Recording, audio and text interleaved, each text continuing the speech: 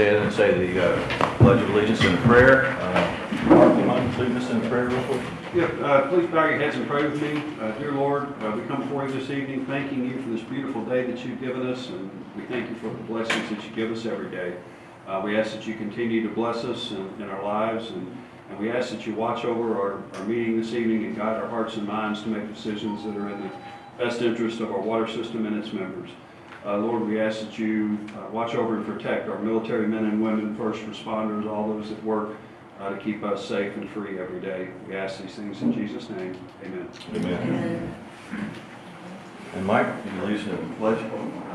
I pledge allegiance to the flag of the United States of America and to the republic for which it stands, one nation, under God, indivisible, with liberty and justice for all.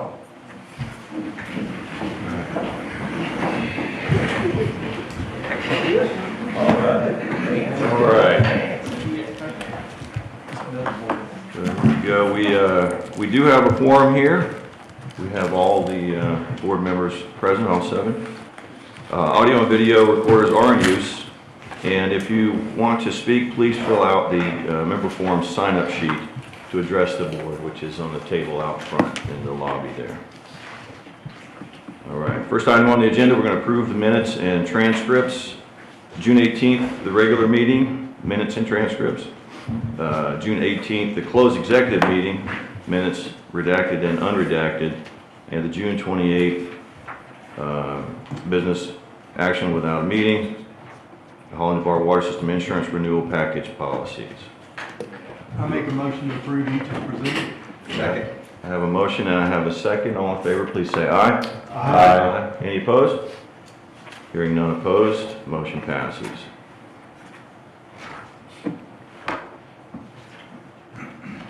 Okay. Next item on the agenda is approval of memberships. In June, we had 309 new members, canceled memberships 263, and we had 0 transfers. Do I have a motion to approve memberships? So moved. Second. I have a motion and a second. All in favor say aye. Aye. Any opposed? Hearing none, motion passes. All right, we start off with the unfinished business. Award a bid rate study presentation. We have Mr. Brian Mance from GovRates Incorporated. Would you like to, all right, go ahead. Yeah, I'll just introduce it real quick, David, thank you. So in May, staff advertised a solicitation for a rate study. We opened those proposals in June. We received 4 proposals. You'll see in tab 1 a summary of those bidders and the bid price. So staff reviewed the proposals, and based on experience, qualifications, and cost, we felt the GovRates proposal was the best value. So we asked Brian to come and introduce himself to the board, make a presentation. I've asked him to keep it, somewhat brief, 10-15 minutes tops. Let you guys ask some questions or any follow up. And if satisfactory, staff will ask that we approve to move forward with GovRates for the rate study.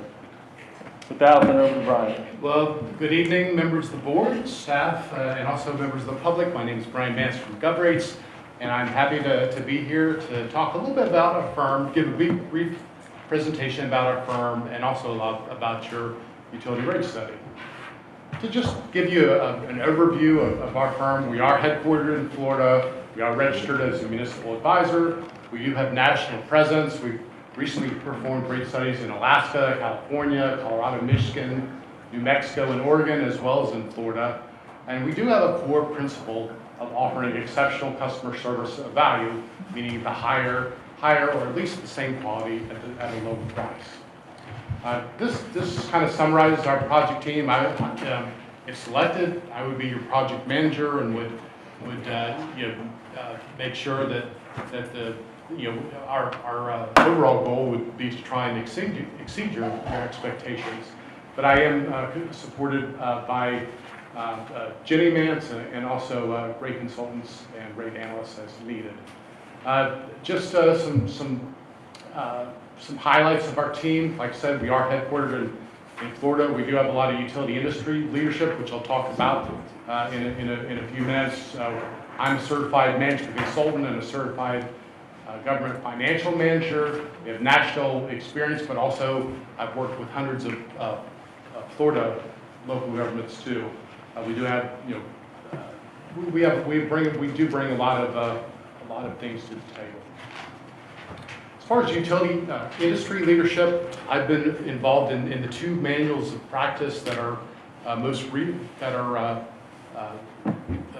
referenced most heavily by the utility industry, the AWA's Manual of Practice 1 and the Water Environmental Federation's Manual of Practice 27. I've participated in updating those manuals. I'm also currently the chair of the AWA's National Finance, Accounting, and Management Controls Committee.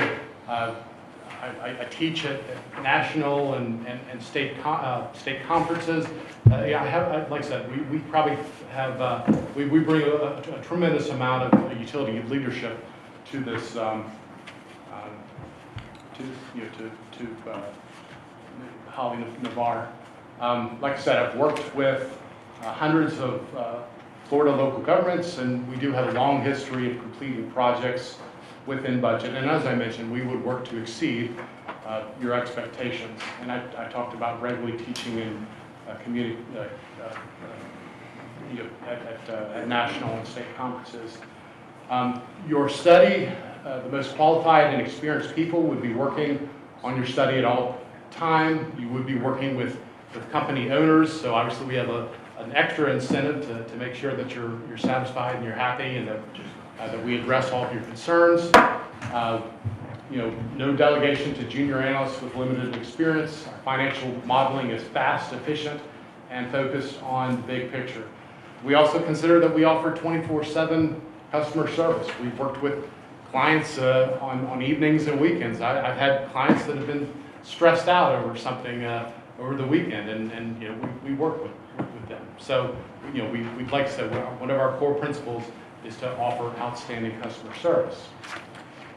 Certainly our approach, it's good to have financial management policies or targets that kind of help drive our recommendations, and we would certainly work with the board and staff to develop those kinds of policies. We do have proprietary financial and rate models, and clients have called our models worth the price of admission. We have detailed models, but they also have, they're kind of structured so that you have executive summary type stuff at the beginning, but we also have like a single tab that can be extracted from the model for high level scenario analysis. And if we have, certainly as we move forward, we try and get some feedback on how we could optimize these models for internal use. And certainly if the models have longer forecast periods, what I tell clients is you could replace the forecasted numbers with actuals as you move forward, and you can have a running total of your financial position. All right, so as far as your rates are concerned, I have a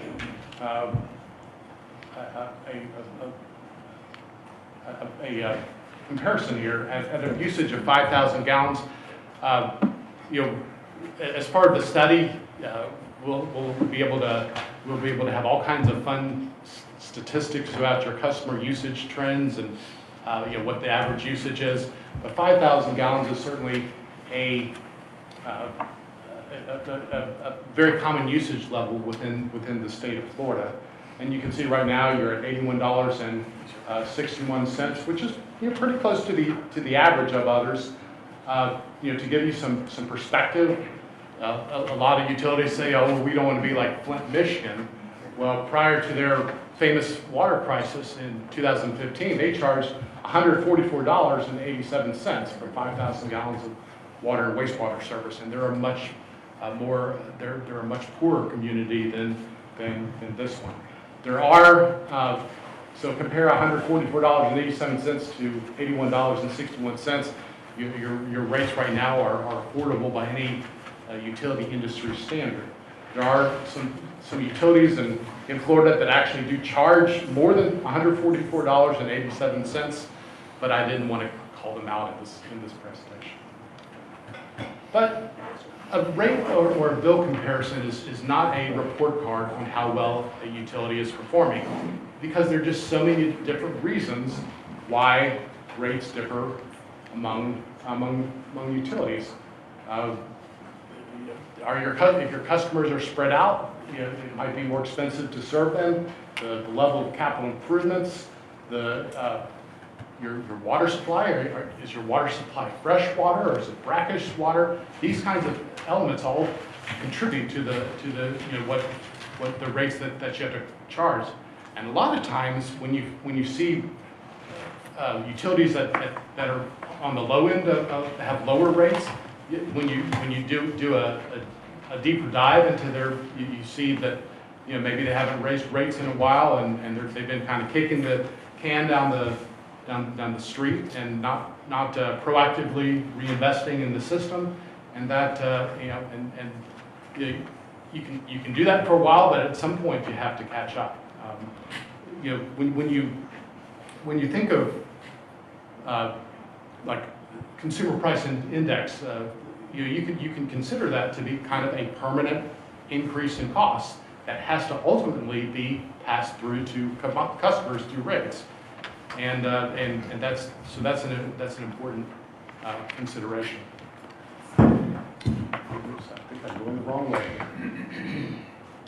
So as far as developing a rate and financial plan, there are really many, some might say even infinite, financially feasible possibilities, and there's not going to be a single right answer. It's something that we all need to come up to to have some general consensus about moving forward. But the plan should be reasonable and affordable. It should allow the utility to accomplish its mission and objectives. It should promote sustainability, and it should enable the utility to meet financial targets and conform with utility best management practices. And for the long-term interests of customers, financial planning should be proactive, not reactive. That'll allow you to have the lower user rates over time, and really smaller incremental rate adjustments over time help to avoid future large catch-up increases. I've had, every time I've had to present a recommendation for like a 95% increase for a utility that hasn't increased their rates in 10 years. I get, or 50% that for a utility that hasn't increased their rates in 5 years. I always get the same comment from governing bodies. I wish that each year we had just gradually increased the rates over time to permanently increase, to recognize that we have these permanent increases in cost that we need to regularly pass through. And of course, as part of the study, we would also be looking at your impact fees, which of course support a policy of growth paying for growth and help to reduce the need for monthly user rate increases. And certainly based on case law, they have to be proportionate to the benefit received. And then we'd also look at other charges, which basically, like meter installation charges, which shift cost recovery to customers needing the service. So we would consider the utility costs to provide service. We'd look at a comparison with similar charges of other Florida utilities. We would also consider, for these charges, should you have a fixed fee or should you have an actual cost convention? So the advantage of actual cost being that as the costs increase, you're passing this cost through to the customer requesting the service. And certainly to the extent that these other charges don't recover the full cost of providing service, the cost difference has to be paid through monthly use rates of all customers, basically subsidization. So that's kind of, hopefully that was brief enough for you. Yeah. Do you have any questions? Any board member have any questions? I do. Will this study give us the cost or profit margin for water and sewer separately, insofar as the actual monthly bills for our members and the infrastructure cost or impact? Oh, yeah, absolutely. It will, we'll be allocating all the costs between water and sewer, and then you can choose, some utilities, sometimes one of them is so high that utility makes and given that most customers have both water and sewer service, sometimes there's a decision made to, make the increase the same. It's a policy decision, and it'll be, we have to look at it's a balancing act. Ultimately, the decision to increase or decrease rates is this board. Absolutely. I just want to know if you're going to give us the information to be able to make those kind of decisions. Absolutely. And our reports will show our isolated cost of wastewater service, our isolated cost of water service, and then, our recommendations, and then the board can say, well, do we want to make the adjustments the same? Do we want to raise the sewer a little bit more? Sometimes one utility has a lot lower rates than the other one, and so maybe there's a little bit more room to grow. It's a balancing act, and we just need to. Yeah. And we're a different kind of organization than probably most of the ones that you've dealt with in the past, being a membership-driven organization. We're looking at making, our costs equal our revenues as close as possible. Sure. Sure. We're not looking to make a profit, in other words. Oh, yeah. No one is. But certainly, right now we're living in we're in an environment where utilities are getting costs that are twice the bidding the planning estimate. And so what I do strongly recommend to utilities is to have a healthy cash balance to be able to withstand those kinds of situations or unforeseen operating. Now the big and maybe this utility doesn't have an issue with PFAS, but that's a big that's a big issue with a big unknown issue. Big unknown issue. How are we going to, within 5 years, how are all these utilities going to eliminate all the PFAS from their system to 4 parts per trillion? Who knows? Mr. Mance, I read your package and but I didn't come away with how you're going to get information from us on Sure. number of customers, 60% have sewer and water, that there's just septic, or just water. But what outside do you do, and then what form do we get? You mentioned it's not a report card on us, but we want to make sure we have the infrastructure in the future, especially with some of the things going on. So do you take in maximum growth? Do you get that from the engineers, or do you get that from the county appraiser? How do you get information outside of us about our growth and limits? Well, the Bureau of Economic Research from Florida does official projections, but a lot of times we found that they're a little bit optimistic. So we have to consider what official press. We have to consider official projections. We need to consider your historical growth, and we also need to consider your development activity. If you have a big development that's going to come online in 2 years or something, that's something that we want to incorporate into the financial picture. But we can certainly look at different scenarios. Well, what if? Because I'm working with a client right now that basically almost has like a second city that could connect in a year. So they may have 1 year, in the future they may have 3,000 customers, or they may just continue experiencing their historical growth. So we can definitely look at different scenarios. Okay, so what form does this come in? Do we get options, or you say, hey, in order to make this most viable? You're not going to say, okay, you're financially viable, but we'll look for infrastructure as well. Do you take into account how much our infrastructure, how old it is? Mm-hmm. And we've had so all of that. and then you give us a ABC recommendation or a range, or, hey, you're as high as Fort Walton but lower than Pensacola? How does that work out? I didn't get that from the pack, or maybe I missed Well, it. we can look at different scenarios, or we can definitely say, we looked at this scenario and we looked at this scenario and this is our recommendation.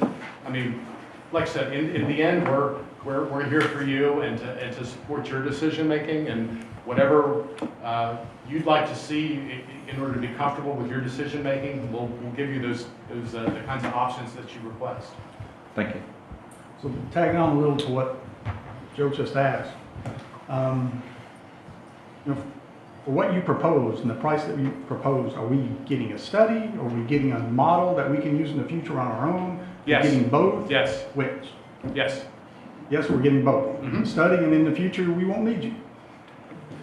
Is that what you're saying? That we're getting that model that you would be using, and we can start putting in our own variables, figuring out where we are? You can if you want.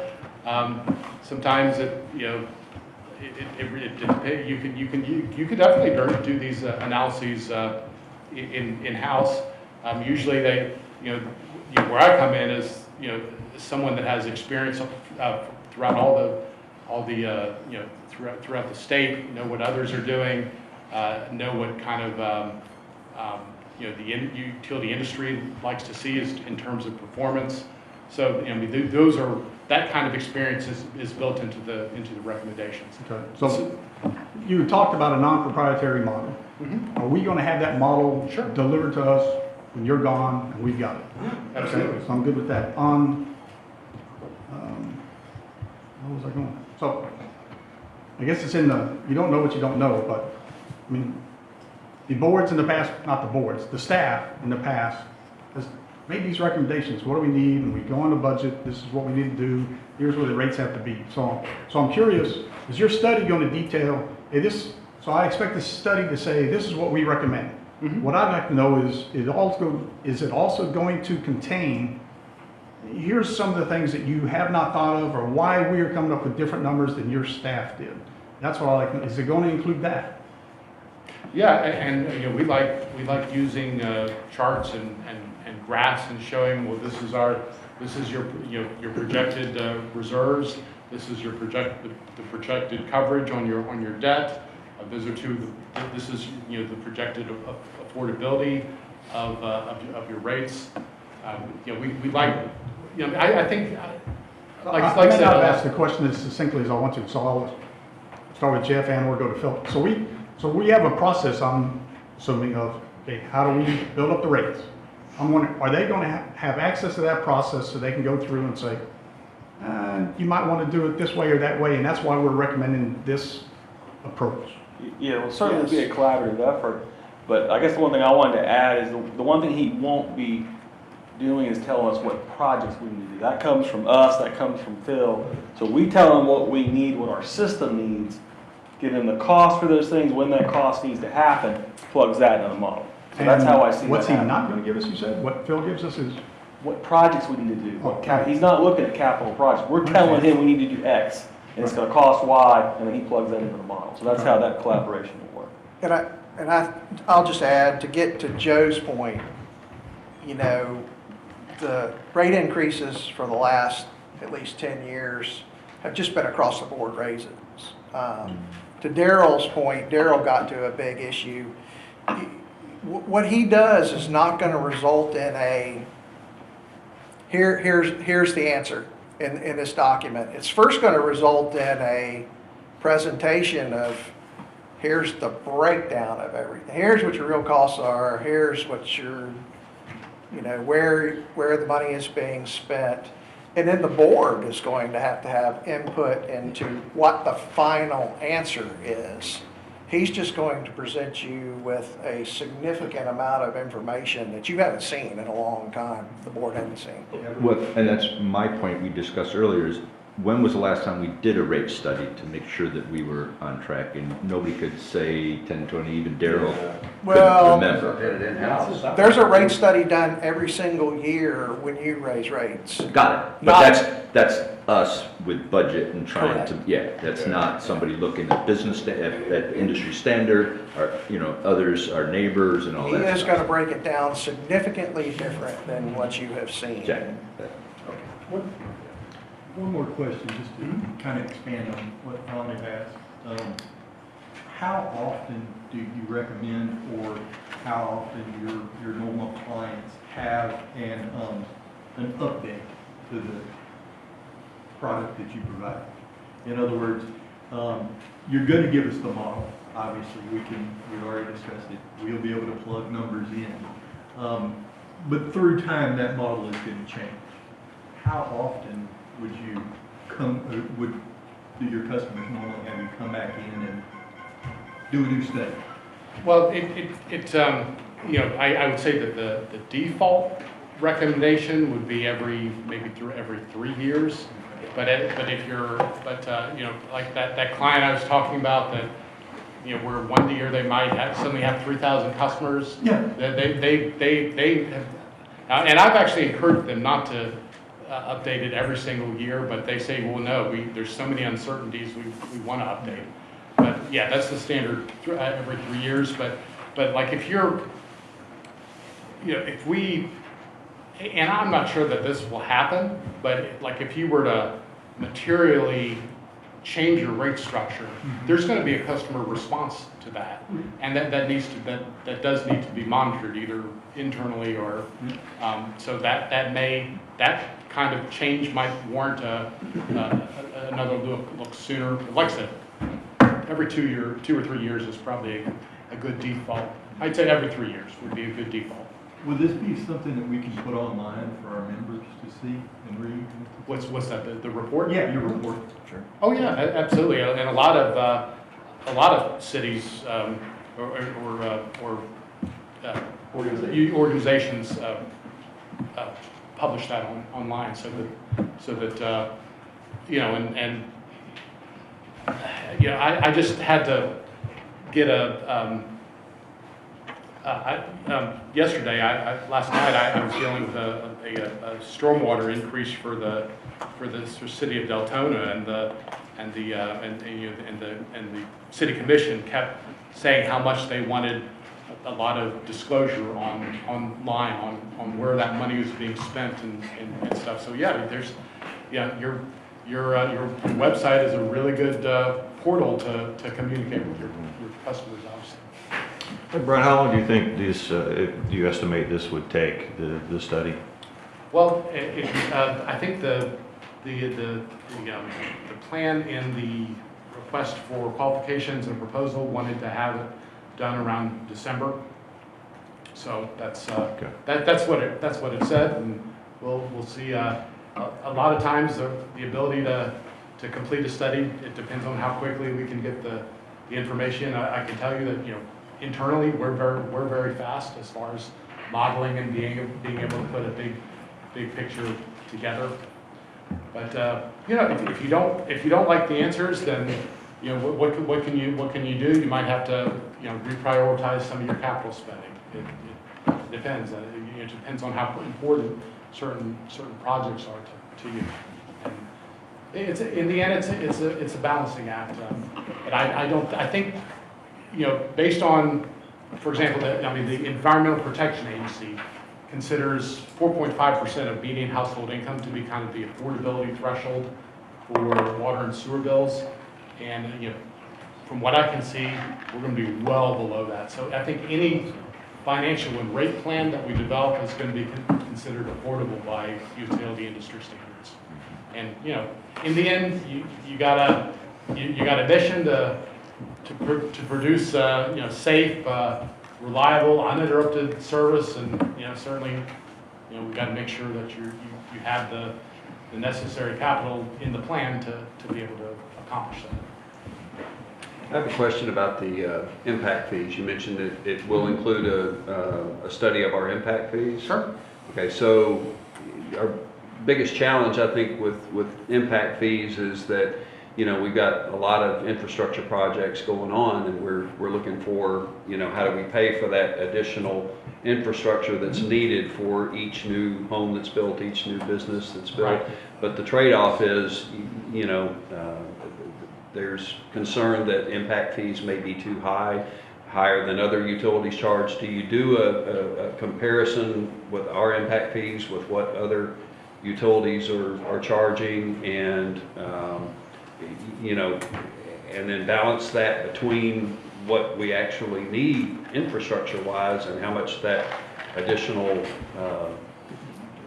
you know, demand on our infrastructure is? Right.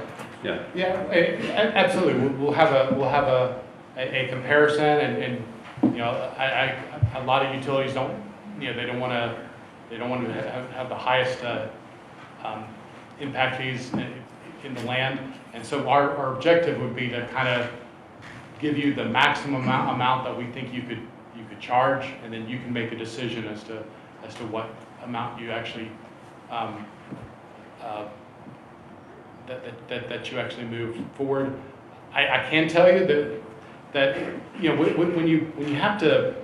when you look at an impact fee comparison, the time of the last review is often important, because like if you have a community that's built out, they don't really have any development to pay those impact fees, and so there's really not much point in updating them. Although sometimes they say, well, you know, just in case we have redevelopment, let's you know, we want to let's update them.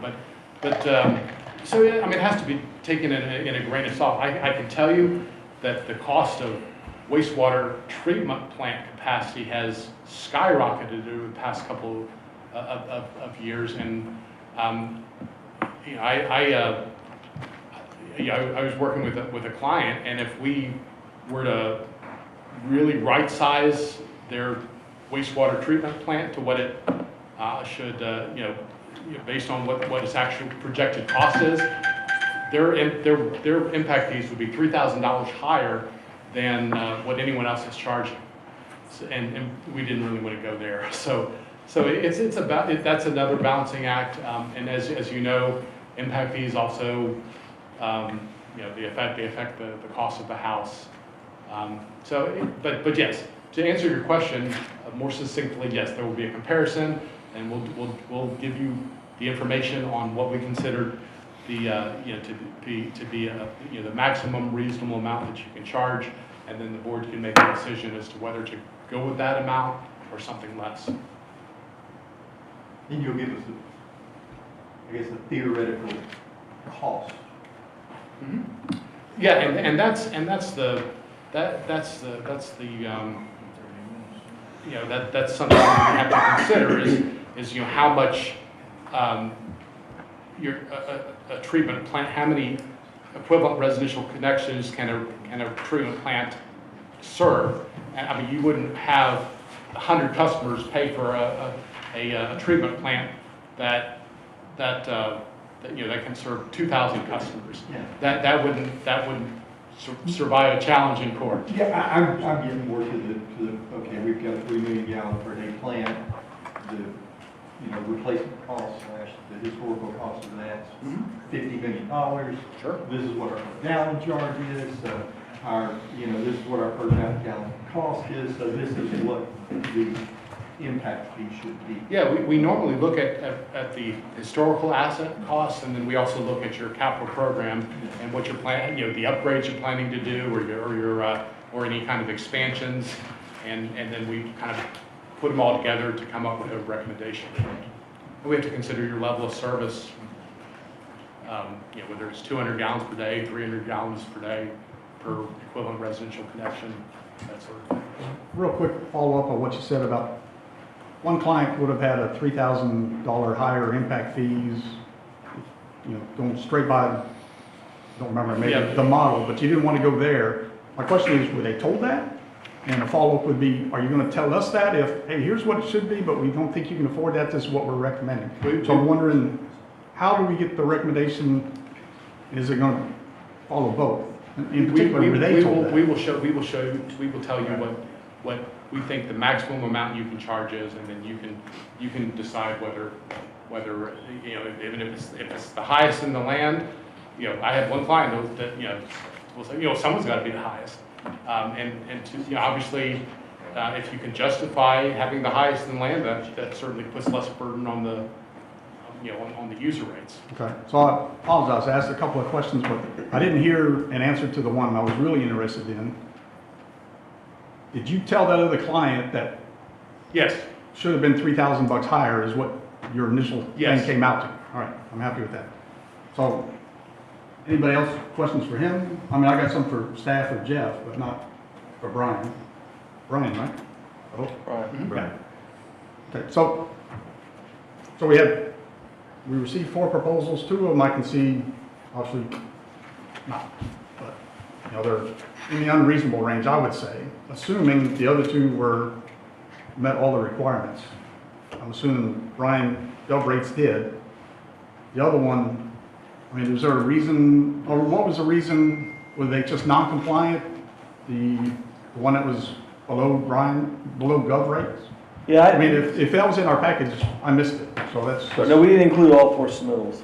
Sorry? We did not include all 4 submittals. They weren't fully responsive. They didn't have any local experience either. We liked their experience in Florida, and it just seemed like he had a just better value when you compare qualifications, experience, and cost altogether. Okay. Scope of the engagements were approximately the same on all 4. Yes, with the low one, it was questionable that they fully understood the scope. But the scope Yes, on the they one were- that was 100,000 or Absolutely, 90,000 or more yes, wasn't. the same document, Yeah. correct.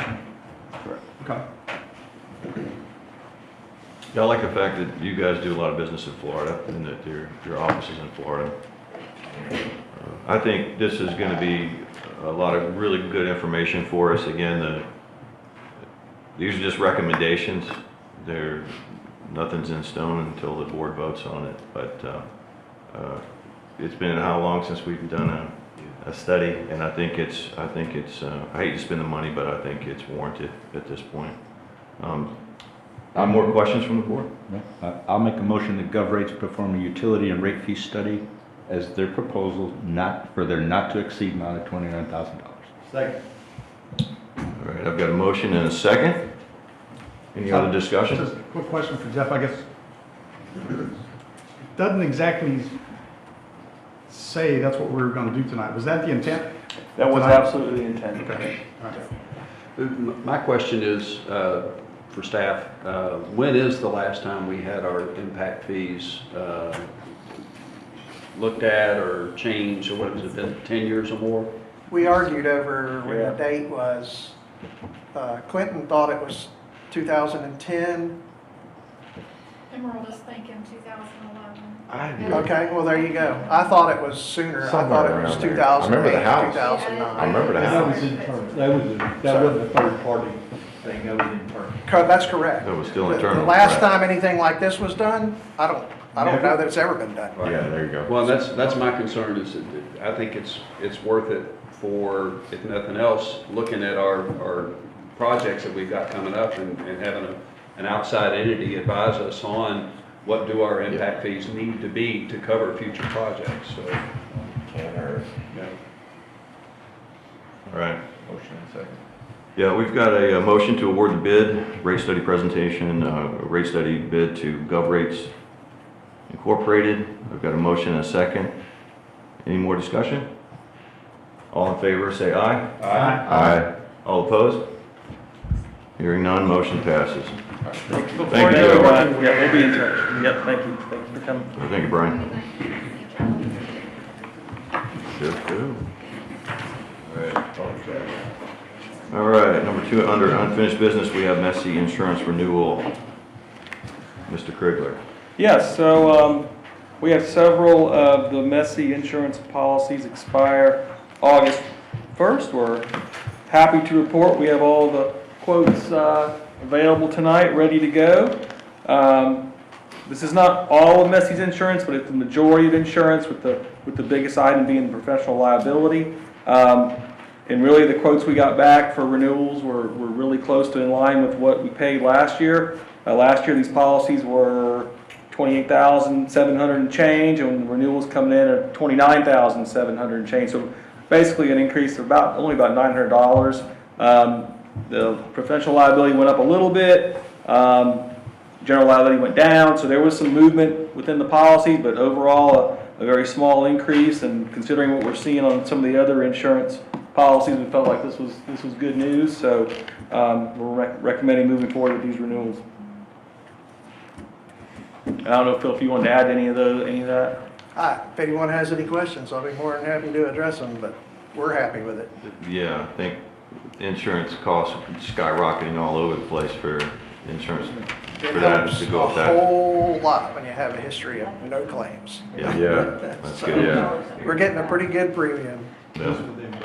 Didn't he get a new truck? It has not helped me. That's what, It's with the Got a what? messy budget, yeah. all right. I'll make a motion that we approve the Messy insurance renewals in the amount of $29,702.39. All right. Second. Comment from the audience? All right, we'll recognize Ms. Carmen Reynolds. Yes, Carmen Reynolds Navarre. Just for clarification, so that everybody knows what the pecking order is, Messy is a for-profit company organized under Holly Navarre Water System, nonprofit owned by the members. Is that a true statement? That's correct. Okay. Is Messy paying for this premium, or is Holly Navarre Water System paying for They it? have their own budget, it's approved, they Great. cover all their, and they Okay. give us money at the end of the year. And I know they bought that very sophisticated camera that looks into the pipes and helps you all identify leaks. So thank you for that clarification. Thank you, Ms. Reynolds. All right, I have a motion and a second to approve Messy insurance renewals. Any other discussion from the board? All in favor say aye. Aye. All opposed? Hearing none opposed, motion passes. All right. Vehicle replacement policy, we're back again. Yes, we are, for a second time. Critter. So we presented this in June. The board had a couple comments. We agreed to make 2 revisions, essentially, bring it back to the board. We have done that. I've attached the updated policy, as well as what we changed is shown in track changes on the second page there in tab 3. Essentially what we added was that when we go to give our members an opportunity to purchase our used vehicles, that we use the Kelly Blue Book, the median value of private party value. So we added that, and then we added a sentence that if it's not sold to a member of Holly Navarre Water System, they'll be offered for sale to the general public. So I think that's kind of what we've been doing.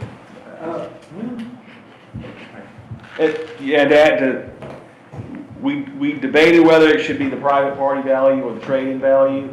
I think since we're not a dealership and we're not selling to a dealership, we felt the private party made more sense and would attract more interest. But that can be argued either way. We can go either way on that. My concern is it's the minimum price. In other words, It's like a that's where reserve. we're Think gonna- of it as a reserve. Well, that's where Yeah. we're going to start Yeah. the bidding. And my other question is, it says a notice of sale will be published in a local newspaper establishing a time and place where bids will be submitted, opened, and read aloud. In the past, we've always done it as a live auction type situation, haven't we? Or Actually, I was going to get to that. They've added an extra step. What we've done historically is we have, I think the past 10 years or so, we've had a sealed bid thing. All the sealed bids came to the office, generally with Barbara, that got the sealed bids, she'd open them up on the date. Actually, was it on the date or just, we would open them up as they came in, keep track of them, or on the date? That's what I'm envisioning. Then, if we didn't, nobody met the minimum on that, then it would be a live auction at our next board meeting. It sounds like we're okay. adding an extra step here. You want to do a sealed bid to the general public if nobody buys it through the membership. But even then, if the general public didn't come up to that main bid, we're not addressing what we're gonna do with the vehicle then, because if we don't sell it for that minimum amount, I think we probably still won't get rid of it. I'd agree with that. So, and really the only way you can accomplish that is through a live auction. We can certainly add that, a live auction, if the vehicle doesn't sell through those two measures. But I would say, I would take out that second step of having a second sealed bid with the general public and just do it as a live auction at a board meeting whenever if nobody meets the minimum from the membership side. So you're But that's just my side. the members will submit in a sealed bid? That's what we've done. Okay, well, I remember meetings where we, had our vehicles and at the end of the meeting, we, That was after the sealed bid. We did the sealed bid, nobody came up to the minimum. At that point, we have a live auction at the end of our board meeting, is what we've done. But you're right, sometimes sometimes people would meet the minimum, they buy the vehicle, and it would never come here. But, a lot of times, people don't do the minimum. So the sealed bids were opened up behind closed doors, not Like we would a construction bid like a type thing. construct, so you had your We were part through our purchasing department, it's very formal. I'm concerned that, these are commercial vehicles and the private party median value might be too high of a bar to set as a minimum bid price. I think, the perception is that, they're work trucks and they get a little more wear and tear than a private party vehicle would. I know We had it in a trade-in well originally, maintained. we changed it to Well, we private discussed party. last month doing We go to trade-in. the low end of you could go to the low end of the private party, and that would be the lowest, then that'd be the lowest. I would definitely think either trade-in high or private party low would be where we need to set that minimum price. I mean, obviously, we're hoping that it's gonna get bid above that, Right. but as far as a minimum bid You price. mean low end of the trade-in, One of the, high end, the either private parties medium are or high cheaper. on the trade-in or low end on the private party value, because, and then it's not just a number, you have to put in the condition and, does it have, this kind of transmission or Right. there's a whole list of features you have to select when you put it in the Kelly Blue Book. I mean, it's all online now, and you'll get a quote. But the quote you get is trade-in, private party, Correct. or retail. Yep. I think we need the lower one.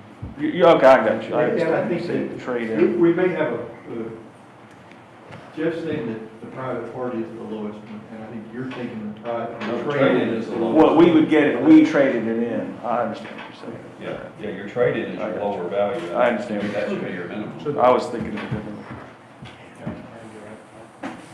So is that gonna be, so are we changing that to trade-in or leaving it private party median value? What's the consensus? I think I heard it's going to trade-in, but is that correct? Trade them in. I understand that. Well, I mean, all you have to do is change private party to trade-in. They don't, Yeah. I traded in the last few, I don't care. they don't want them out. They don't want it. Only- It's 200,000 miles, they're not gonna want it. So I brought it up last time, I'll bring it up again this time. I mean, that bottom paragraph, how many board members voted for it? How many against it? I mean, unless this is in every one of our policies, why is it there? I mean, what's it gonna matter in 3 years if 5 board members voted for it and 2 against? I just don't understand why it's there. Nothing to me, I just put it in What's the the benefit? policies. I think it's always been there, historically speaking. Well, historically, what's been the benefit? I don't know. You can't answer that. All right. Make a motion. I recommend that we remove, fine, I'll make a motion to remove that from the end of this policy and any policy. I'll second it. I'll third it.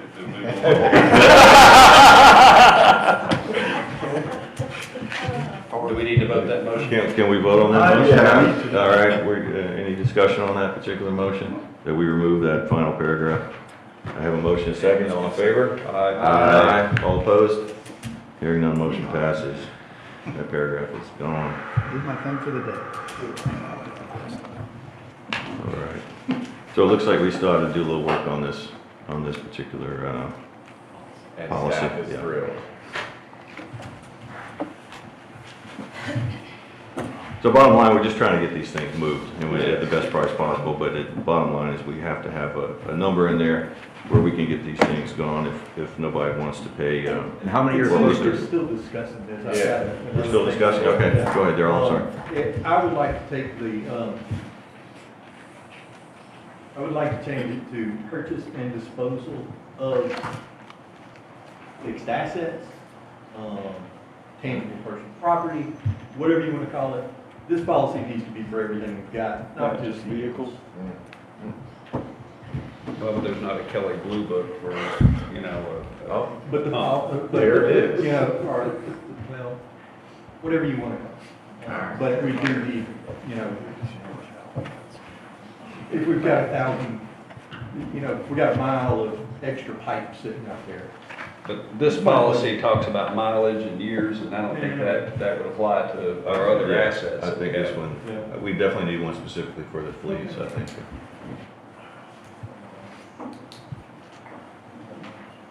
You ready? All right. So Jeff will keep working on that one. Yep, we'll bring that back. We'll skip over to number 4, vehicle purchase. This is something that came about because of this policy, and we're trying to buy some new vehicles for the company. Jeff, go ahead. Yeah, so we had done a solicitation in June for 8 vehicles. It included, let's see, it was 4 utility trucks, 2 utility diesel trucks, and 2 F-150s, I believe. So we put that out. We got 1 bid from a group out of Georgia. About a week after the board met, he let us know he was unable to provide the vehicles for that bid. We kind of went back to the drawing board. Procurement folks have done a lot of work kind of researching vendors and dealerships and what they could get. And they did find an actual Ford dealership in Georgia that could provide all the vehicles within the budgeted amount. So we like that option. You know, we can buy them all from one place, or the other option would be to kind of revise that solicitation to say a dealer can bid on 1 or more vehicles as opposed to having to provide all 8. I think that's where we got tripped up. So, but we've reached out and talked to a lot of dealerships. So the fact that this dealer has a lot of commercial vehicles on his lot is helpful. I think that's why he can provide all 8. This is within our budget, so we think this is a good way to proceed, is to go ahead and buy the vehicles from this dealer. Jeff, he was going to outfit those vehicles the way we wanted as well? Everything except the sprayed-in liner and the strobe lights, that will be done locally. Okay, the bed, yeah. So that would be on top of the. Up to 5, yeah. It's probably a couple $1,000. How did this bid compare to the one that we approved last month? $6,000 higher, but he waffled on that. He goes, oh, well, once I really looked at it, he said he would need more, and that's what we said no thanks. So our budget amount is $546, so we're within what we budgeted. Even with the spray liner and all that, we're still Way within the budget, Okay. that's correct. I'll make a motion to approve the purchase of the vehicles. All right, Darrell? Second. Or Don, okay. All right, John, you got a second? Any more discussion from the board? And there was no other dealer that said they could supply? Not The all vehicles? 8. We could get piecemeal, one here, one there, but she didn't find one that could get all 8. But at comparable prices, or? Yeah, the prices are all pretty comparable. It's a pretty competitive market. Good. So, real quick, Clinton has said there's 17 trucks we have that are over 7 years. How many over 150,000 miles? A guesstimate? Probably all 17 of those? No, not all 17 are over 150, but I'd have to go look at all. Okay, no, that's fine. That's enough for me. So that'll come up again during budgeting, how many we want to look at next year. Check. Right. All right, Mr. Reynolds, you have? Yes, Some- Carmen Reynolds, Navarre, thank you. I'd like to commend you gentlemen for your public service, volunteering your time, and the intense meetings that you have should be recognized. Thank you. On this particular subject, I'd like to ask a couple questions. What is the determining factor, Mr. President, for whether a vehicle is replaced or not? What does the board determine? Well, I'm glad you asked, because we just came up with a policy on that, and what it is when a vehicle gets, 10 years old or 150,000 miles, 7 years old, or 150,000 miles, they get inspected. And if the operations team thinks that we need to get a new one for one reason or another, they come to the board and we discuss it, and either agree with them or don't agree with them. These particular vehicles are very old and on their last leg, and we've been putting it off for a while. Thank you for that answer. The vehicle purchase is very financially intensive. When we asked this question before, I think you told us the people that get to take the vehicles home are those that are on call. Is that still a true statement? That is correct. And how many do you have on call at any one given? How many people are on call? I believe there's 6, I believe, are on call for different functions. 6 on call. Okay. My question is, these vehicles are seen in different places at different times, and they're actually, I've reported this to the board, pulling personal trailers and things like that. Is that authorized by this entity? No. Do we have a vehicle use policy for the drivers that actually drive the vehicles? Is there a Yes. policy in place? Yes, it's part of our HR manual. And we also have GPS tracking. if I'm And not- we do There GPS you tracking go. on the So if vehicles. it's We know where reported- any vehicle is at any given time. Okay. Is the public allowed to see, weigh in, or provide any inputs on that policy? Well, The it's already members been that, approved by the board. excuse me, let me rephrase that. The members that own this nonprofit. I guess if we were to revisit the policy is approved by the board. We can certainly share it with you and you can comment on it. Okay. We certainly would entertain any kind of suggestions, absolutely. If you or anyone else has any ideas, suggestions that we need to implement, we certainly would entertain that, absolutely. Okay, President Crumbly, how would we facilitate that? Who would we check in with? Mr. Krigler? Yeah, I can send it to them. I'm just, One of us. what's your concern? Because there's a non-private personal use in that policy. If somebody sees it, it shouldn't be there. Obviously, if they call the staff, is there something beyond that? I would like to look at the policy because I've made a report, and then our neighbors pointed out that one of the trucks was pulling a personal trailer, and I didn't make a report about that because I didn't know if that was authorized or not. That's why the question tonight. I How would did they make the determination that that was a personal trailer and not one of ours? Or is it just something that they told you? No, it was on our street, and it was a personal trailer utilized on the weekend by the Holly Navarre Water System employee. If we can get some pictures of that, that'd be great. I didn't want to get anyone in trouble, to be honest.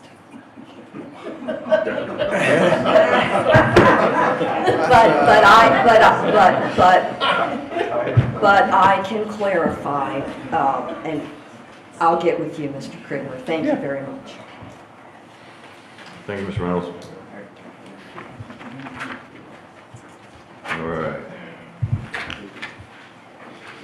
All right, we got a motion and a second to purchase vehicles from Ed Murdoch Superstore in the amount of $510,348. Have a motion and a second. All in favor? Aye. All opposed?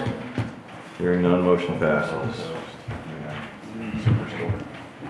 New business, CEO update, Mr. Krigler. Yes, I have 2 items I wanted to update the board on. The first is on the issue of cybersecurity.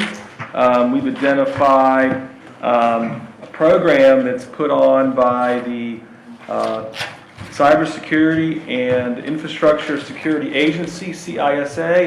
It's an agency that rolls up under the Department of Homeland Security.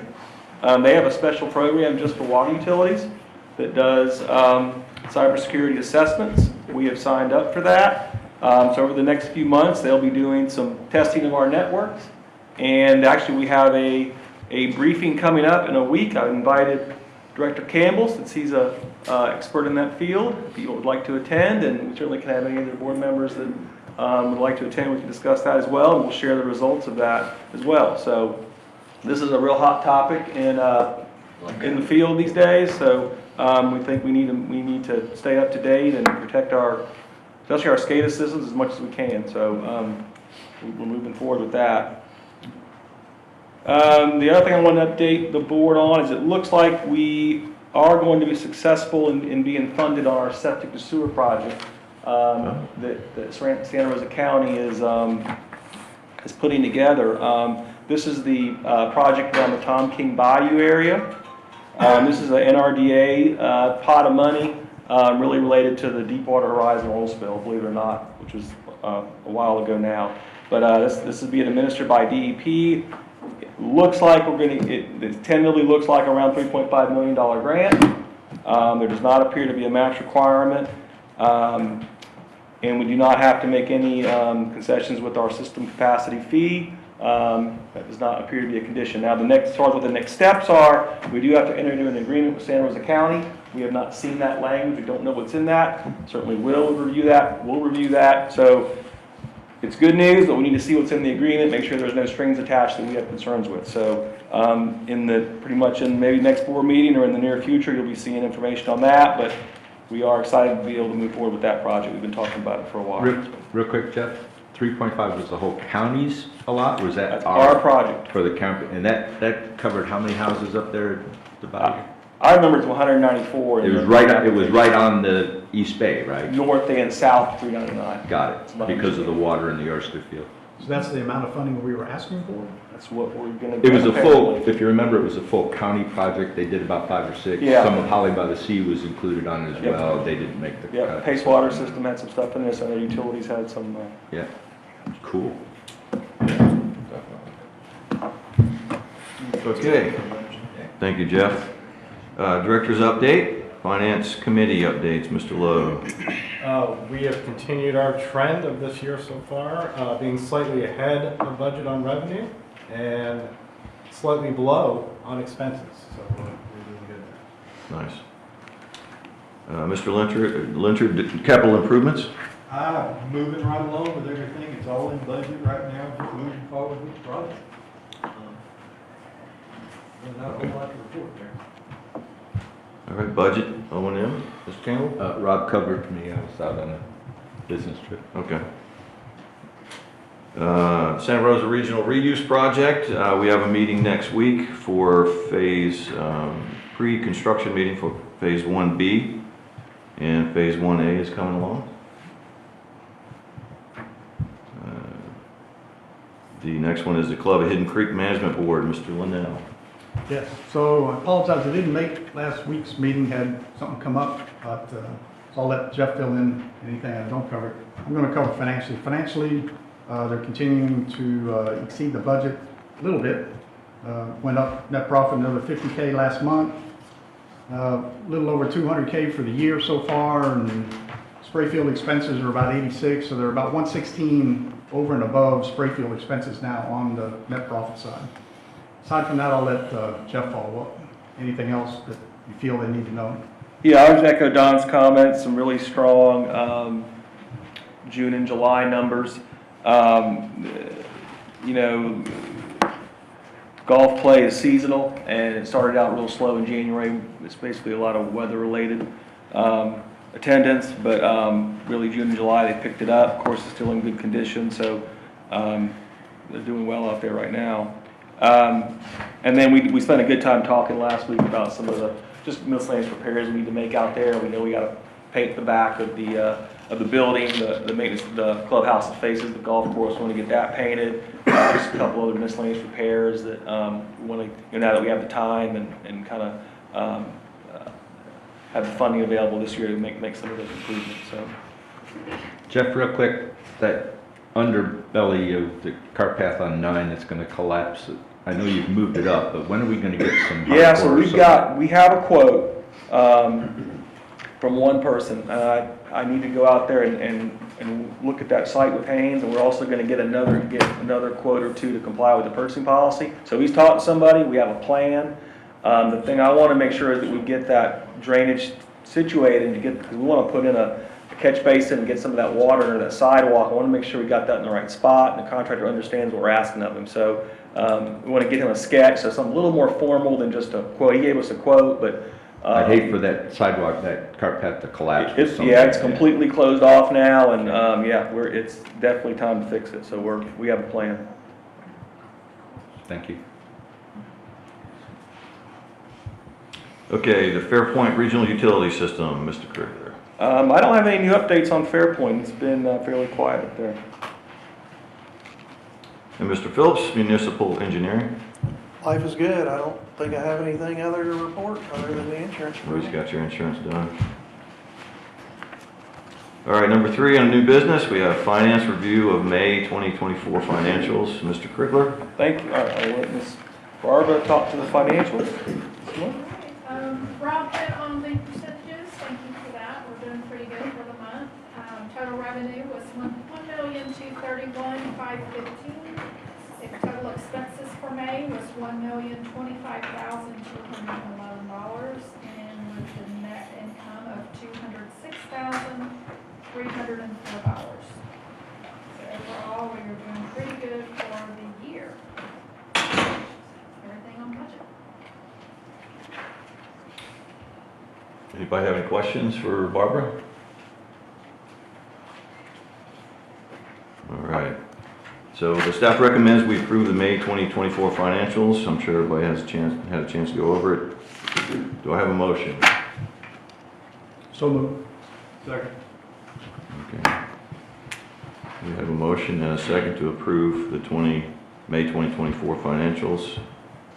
All in favor say aye. Aye. Any opposed? Hearing none, motion passes. All right, we'll come to the fun one. Club at Hidden Creek purchase proposal. Before we get started on this one, I'd just like to say that putting the golf course up for sale does not necessarily mean we're going to sell the golf course. I know there's a lot of people in this room, a couple guys on the board that have financial concerns about that because of where they're located and other situations that are going on. But my personal opinion is that the water company should not be in the golf business. The water company bought the golf course a long time ago because of the spray field issue. It made sense back then, and I'm personally not sure if it makes sense right now. We may have some people or entities interested in purchasing the golf course, and I think if we were able to get the golf course out from underneath Holly DeVar water system, it would do a couple of things. First of all, the golf course, if it was its own entity without having to answer to the water company, I can imagine that golf course being really a beacon for the community. Something that, they could bring in I hear it all the time, every time people find out I'm on the board. First question is, where's the restaurant at the golf course? So, my personal opinion is if it was owned by a separate entity, they could take that golf course and make it something fantastic. They could put a restaurant in there, they could invest more money into it, and make it really a beacon of the community. Whereas under the Holly DeVar water system, as a board member for the water system, my commitment is to the water system. It's not to the club at Hidden Creek. And so there are certain things that come in front of the board that would be beneficial for the club, but we have to make a decision that's more beneficial for the water company than for the club itself, because our job and goal is to make sure the water company is doing the best job it possibly can for its members. and making the decisions, the best decisions we can for the water company. The Club at Hidden Creek is secondary to that. It's part of it, but it's secondary. And it's also confusing. You have a not-for-profit company that owns a for-profit company that is a little different than Messi. Messi actually pays us. We make money from Messi every year. They save us engineering costs, and we actually get money back from them when they do separate jobs outside of the water company here. And it becomes confusing, so I think it would do a couple things. It would clean up the water system, and I think it would eliminate a lot of the suspicion because there's no place to funnel money to anymore. And also, it could really make that golf course something special. I play golf not as often as I'd like to. I'd love to keep a golf course in this community. I think it's very important. Good for tourism, good for the people that live here. But that's my personal opinion, and I'm only one of 7 board members, but I wanted to bring this up while I'm president of the water company. So here we go, and Mr. Crickle. Can I ask you one thing? Yeah. You made a statement about my financials, so I want to ask, when I've made a decision for the water system over my, underneath my financial obligation. Oh, I would never accuse you. No, I would never accuse you of that. No, as long as it's realized that I'm making water Yeah. system, and I said, this is a spray field. Sure. Where I live has nothing to do with the decisions I make. Sure, and your obligation is to the Now- water company, not Got to the golf course. So And I we're not- certainly didn't mean and to we're not accuse you, talking about absolutely no way. closing a golf course, we're selling a golf course, so it's Exactly. not, hopefully it won't close. Exactly, and that's actually the language that's in the proposal that was put out in 2020, is that it had to remain a golf course. And we'll talk to Will a little bit more about that All as right, well. so since I opened and I wasn't going to, but a couple of concerns. Asking price, we have $2.3 million worth of assets right now. This water system has invested more than $5 million in it. I mean, obviously, we're not going to get that for it. It's always been, can we keep the spray field, and does the contract we have with whoever buys it maintain to this? Because that's what it's for, right? The golf course is secondary.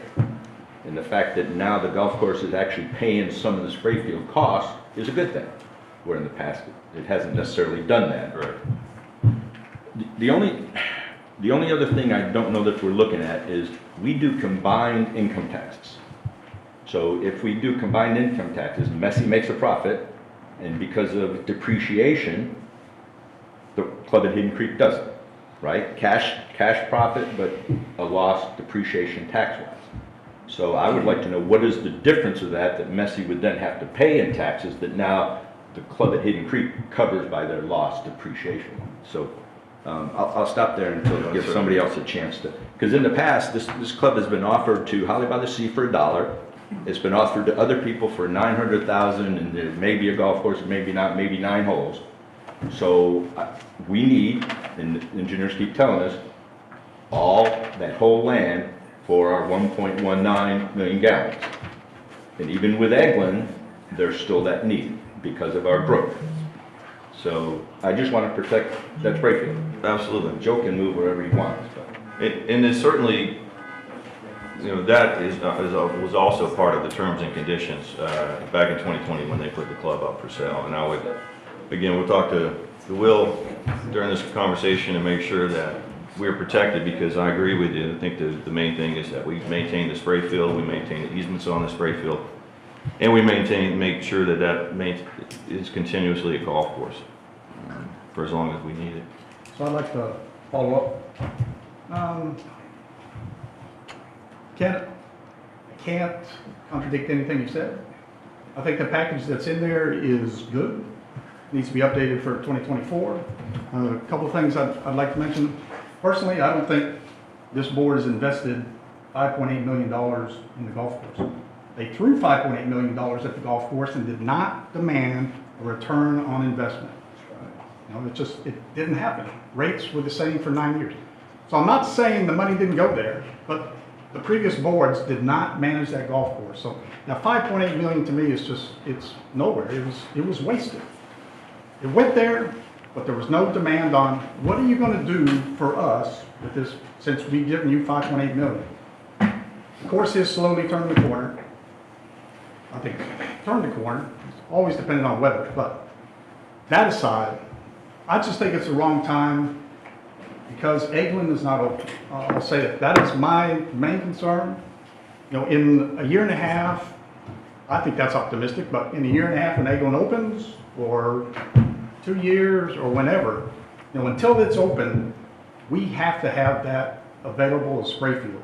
And the best way to do that is to maintain ownership. If we sell it, all bets are off. I know we've talked about deed restrictions and the easement, but I'm not a lawyer. I've listened to our lawyer, and he, I think, made the comment, the best way to maintain that is to own it. If this comes up when Eglin's on board, online, and we've got a year or two of experience using it, you know, there's no infant mortality with anything, it's on board, then we can relook at, okay, what's the risk if we sell it and whoever gets it doesn't maintain the pumps, the spray heads, doesn't do something, what's the risk to this board and how much we would have to pay then? So that's my main reason for it. I think we're early. I can't say I'm opposed to selling it. Some of the things you said are correct. If we sell it to somebody, they have the wherewithal to invest and improve it. We're not going to do that. I admit that. Everybody out there knows I'll play golf. You can slam me tomorrow, but we're not going to invest a lot to improve that golf course right now. The golf course has to do it on their own. Okay?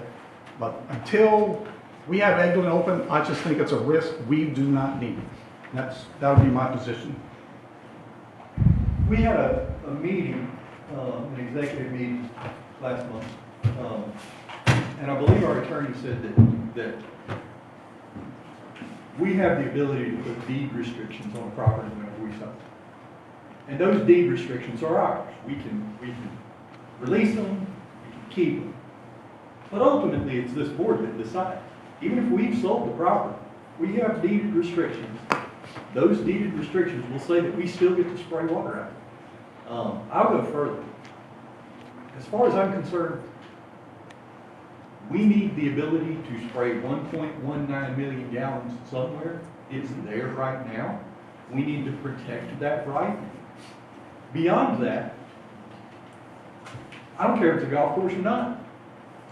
My duty is to the water board and to the members of the water system, not to the golf course. Our members need the ability to spray 1.19 million gallons of water per day out there. Beyond that, we don't owe the golf course anything, and any dollar that our members spend out there is a wasted dollar. You're right on that. We've wasted a lot more than $5.8 million out there through the years. So I think that sending this out does no harm whatsoever. Hopefully we'll get back dozens of proposals, and the board can go through those proposals and decide whether they like one or they don't like any of them. Just because we send this out doesn't mean we're selling it. It just means we're interested in looking at what kind of proposals we may receive. That's my position. I'll say the only way we're going to get a dozen proposals is if this is listed nationally. Internationally, If we don't list it nationally, we're doing ourselves a disservice. But, you know, you need to, if we're serious about selling it, it needs to be listed with a commercial real estate broker, with our package as part of the thing, but, you know, it's not gonna get the exposure, we're not gonna get a dozen proposals. We'll be, just like last time, we'll get 3, and 2 of them won't be acceptable. I don't know that we could get a broker though. You're telling a broker that, hey, you may get a $5 million offer on this piece of property, and this board may decide not to sell. So the broker really doesn't have, you know, a guaranteed upside to it. So I don't know that you can get one. I know we had a couple of brokers interested in it last time, and the board decided to just, you know, go on our own and not list it for sale. It was just an invitation to bid. As long as it's understood by the broker that the ultimate decision to sell the property is with this board, and that we may choose to not sell it and pull it off the market. And if they're okay with that, I'm fine with it. I don't think they'll be fine with it. Jeff, I have a question. This started over some people walking around the golf course, inquiring on purchasing it. Are you in any contact with anybody at the moment about the golf course? Nope. So I would challenge that from the. No, there was aspect of- one guy that asked for. Well, I'm just kind tour. of bringing up. We asked, we told him statement that we were going through this process. Does We anybody couldn't- know, you Yeah, know? we couldn't share any information until the board decides to move Something, forward. so we are So, doing yeah, there was one something, gentleman right? that contacted us. That's all we're doing. He did not take the We tour. had a party we interested did in not share any purchasing, but information. because it wasn't for sale, we weren't willing to or able to show them any financials or go into any detail at all with them whatsoever, so. But I think over the years, we've had a few people each year at least express some interest in one form or another. I mean, so this isn't something that just happened in this year, and that's the only part I'm challenging, Mike, is. That's fine. I mean, since I've lived here, I've been hearing, are they gonna sell the golf course? I mean, this is just Totally agree with that. for different reasons. That's- Yeah, I totally agree with that Okay. statement. I'm just bringing up the fact that why we're here right now, discussing this, is based on Okay. recent interest. That's it. Mr. Hall, Mr. Harlan Hall. Harlan Hall, 7712 Manatee Street, Navarre. I just got a quick question. Now, you guys, you're listing it for sale only as a golf course, is what I understand, because Correct. you still need to maintain the spray field, is that correct? That's correct, yeah. Okay, in 2 years, or a year and a half, whatever, Don was saying that you'll be using Eglin, hopefully. We'll still need, For partial. yeah, we'll still need to spray a certain amount of fluid onto the course, but not the 1.19 million gallons that we're doing right now. Okay, They're estimating about half of that. But we'll still need that easement, Is that? absolutely. So once Eglin. When you add the comes county, online, yeah. We will still have to spray water on that golf course. I mean, I understand we have to spray water out there so it can stay a golf course. But won't we have sufficient capacity at Eglin after the project's done to put all of our effluent up there? Everybody's looking at me, so I'm going to Question speak. was directed. I was looking at Clinton. You're asking a question out of context, forgive me. The question should be, ultimately, how much capacity does Holly Navarre water system need? That's question number one. And question number two should be the value of what you have against the value to replace it. The answer to question number one is currently the projection for long-term disposal capacity includes keeping 1.19 million gallons of capacity like golf course. In addition to 3 million gallons eventually up there at Eglin and whatever else we have minor capacity. I think the answer to the other question is the golf course cost was X.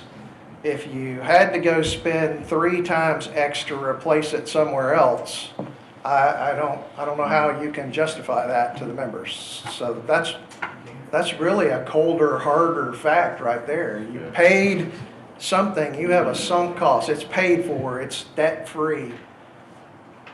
That number of acres out there. Eglin, at the end of the day, if our numbers were right the other night, for the first 1.5 million gallons worth of capacity, which is close to the 1.19, $13 million. So I don't know that you can ever get $13 million or the prorated share for that property. So isn't that But how much will the next 1.5 million gallons on Eglin cost? oh, not near the 13 million. And I could probably say if costs didn't increase beyond what they were today, our share of the on-site costs were about $4 million. So $4 million for, And that includes receiving from the beach, uh, in your figures. we're only buying our capacity Check. up there, Yeah. so yes. Okay. That's just our share of Got the additional 1.5 million gallons. So I guess there's a little context to the, That helped me, thank you. okay, so on I'm a little twisted up over all that, but I'm not sure what the answer really was, but I assume that 1.5 million can be bought out there for $4 million. You're only pumping 1.1 million here, so that would replace that. No, That's sir. not what he said. No, currently, the long-term projection for need for disposal for Holly Navarre is, it's over 5 million gallons, something like that. So, No, is what I'm saying is, It's projected with the golf course at You- 1.19 into the Oh. projection. It Okay, does not but- get eliminated, does not get subtracted. okay, just You're fine. Just feel like 14 that. million, if I heard the number right, was for the first 1.5 million gallons. 13, but close Oh, enough. sorry, That's 13 okay, million. close enough. 4 million for an additional 1.5 million. If prices don't change, correct? So then another 1.5 million would be another 4 million approximately. There, it doesn't exist up there, so, Oh, it doesn't? no. 3 million is as much as you'll ever. There is something, and Clinton and Jeff will have to, there is another 900,000 gallons, unless we can prove that the capacity is greater than the current regulatory limit. Once, between our capacity and the county's capacity, it's mostly spoken for.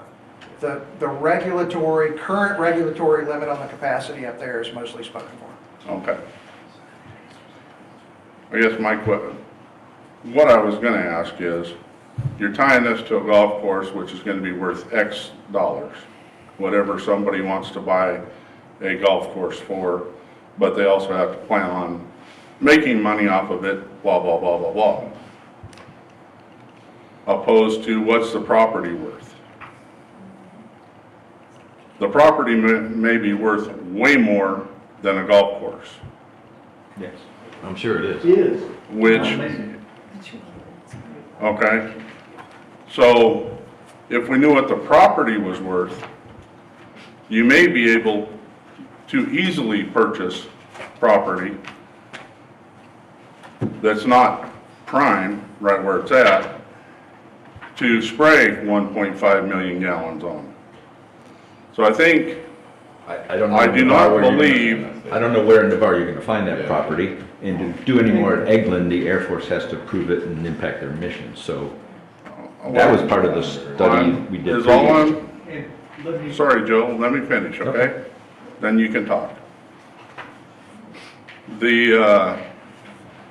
I believe this board has a fiduciary responsibility to everybody that's paying these rates to look at the whole picture, not the golf picture. That's all I'm saying. You know, I'm not saying the land is out there, but if it was worth $10 million to a developer, and we could go out and buy property for 5 million or whatever, you see what I'm saying? We could recoup some of the money that we have sank out there, the 5.8 million that Don Linnell was talking about.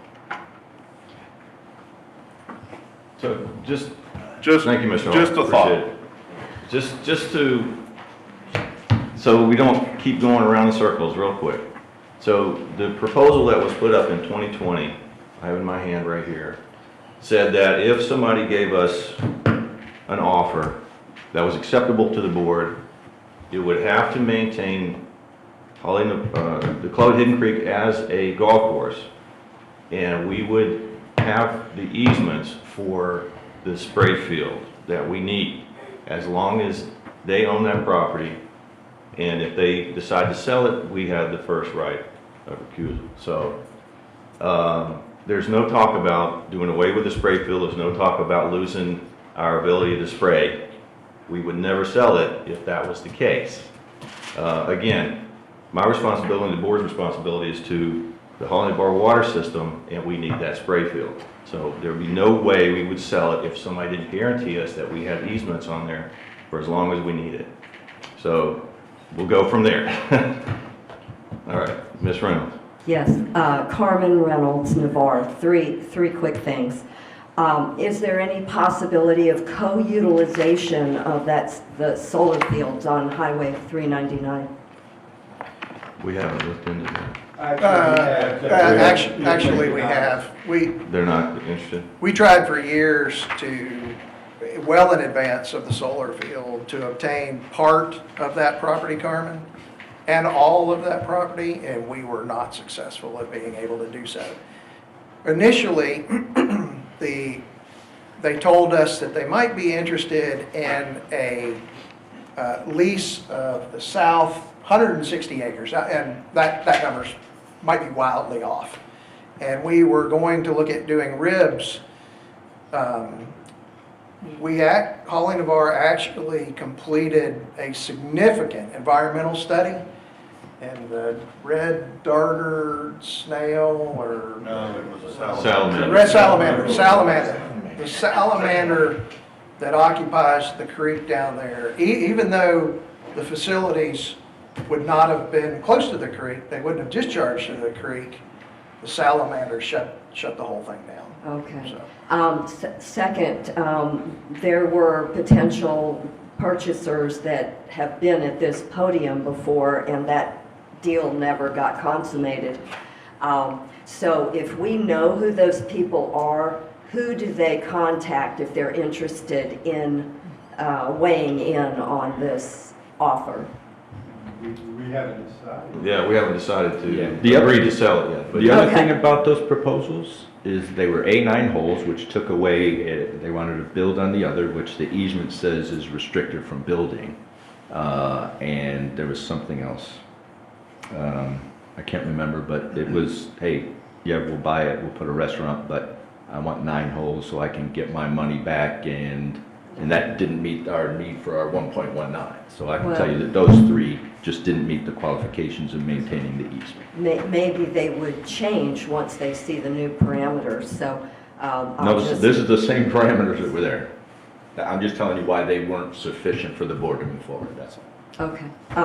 I guess they almost got to the table, and then the day before, the deal was retracted. And then lastly, those ponds out there, gentlemen, there's something going on with those green ponds. So is there something that... Our lawyer discovered part of that, it's septic. Part of the nitrogen that when we were talking about some of the homeowners where it was flooding, and he said, well, that's why they're green. I didn't know he was the scientist, but he actually It's stated all It's got a very high nitrogen content, but it's not very aesthetically pleasing if you all are going to try to market that. Thank you very much. Thank you, Ms. Reynolds. So Jeff, Dave, sorry. I'd like to follow up on what you said was in here, and, it has to stay a golf course, it says for 40 years, and then automatically renews every 10 years for six times, one way or the other. However, so one thing people need to understand, it was in the old one, as far as I know, it's going to be in the new one. It says all the restrictions are in there, but then there's the caveat, unless all the water wheeler system, this board, agrees to do something different. Okay, so this doesn't really say it must absolutely stay a golf course.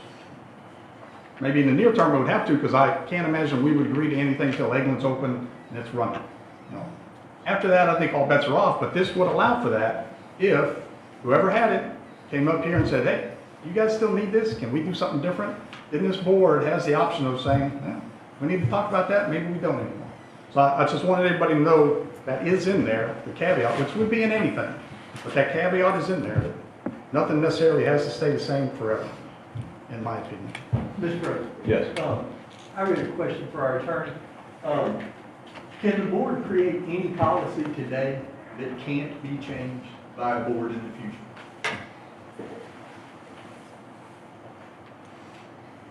I think the answer is no. Please say yes. Because that's what we're discussing.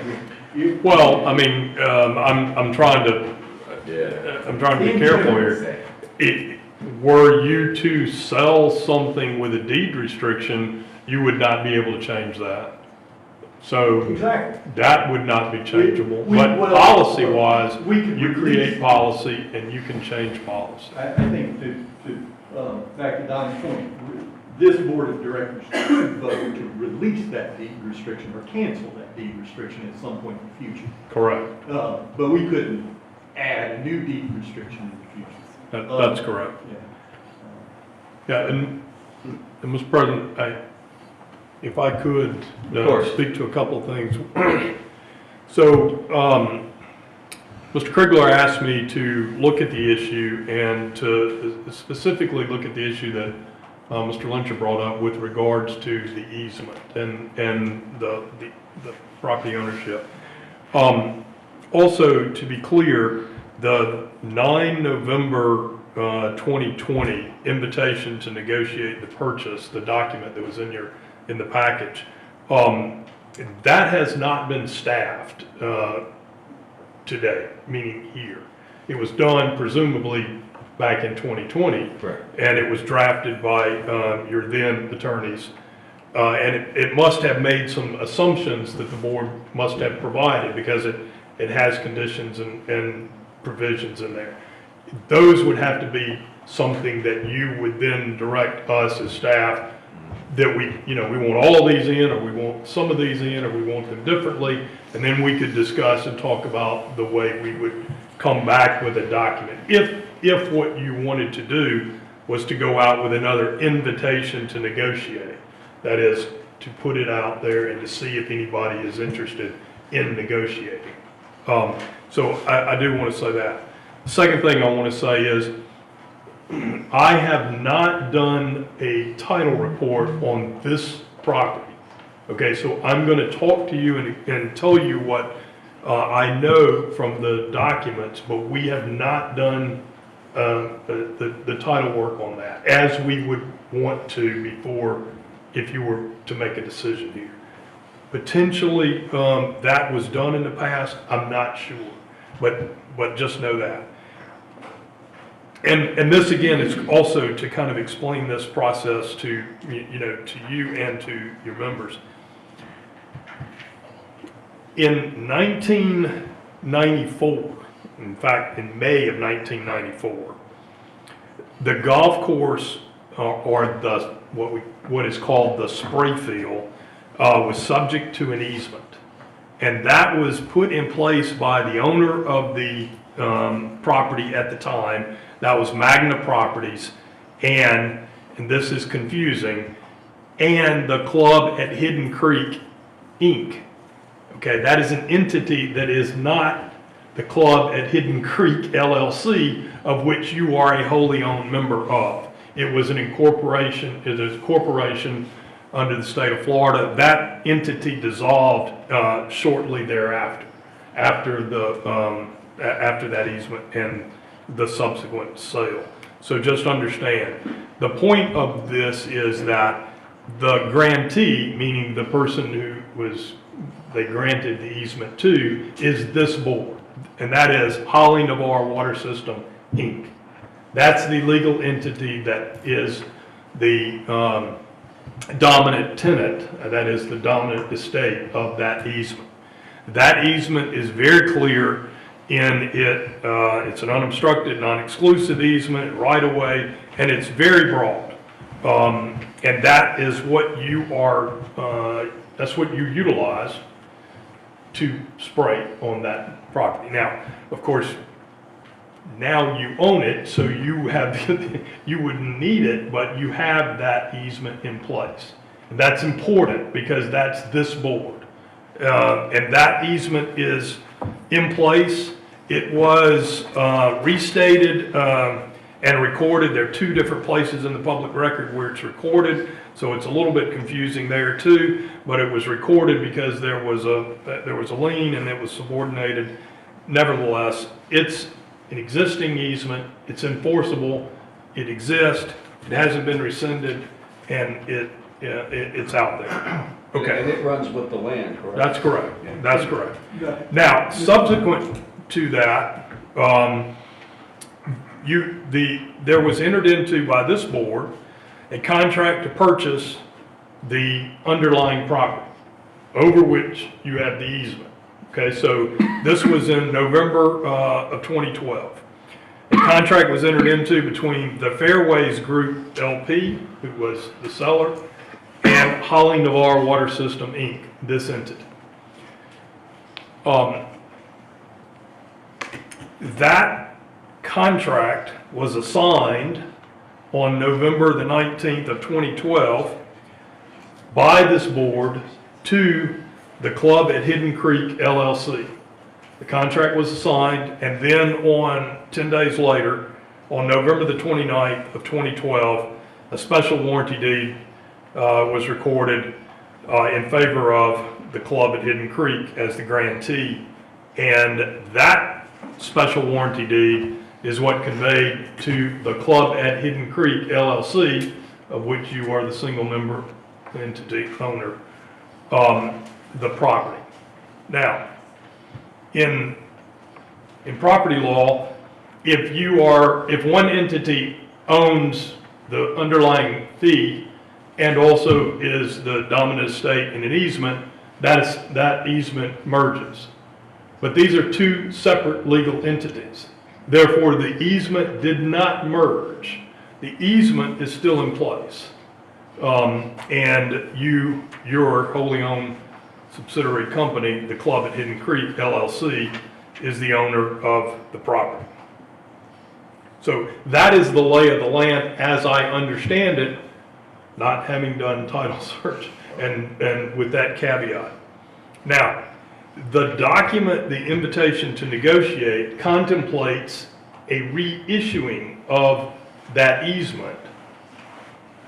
And it may be because, and again, staff is not, we haven't been directed to staff this, so we haven't done that research. It may be that the board wanted something else to be said, or something that's, I don't know the details. I don't know how that document was drafted. I don't know by what input it was in there. I will tell you, however, it is more specific, which is not necessarily better protection for the Holly Navarre Water Board, Holly Navarre Water System Board. So this is a broad easement of which you have you own, and that is a good thing. So that's the lay of the land. I guess the point is that if this board directs staff, there is work we have to do. This is, in my opinion, this is not a document that we can change the dates and put on the street. There's work that we would need to do. And the work that we would need, or the information that we would need from you, or we could schedule a workshop or some other type of to gather that information. But there are a lot of the details here that we would need. For instance, there is in here the concept that we're selling the underlying property. A question is, why wouldn't you just sell the LLC?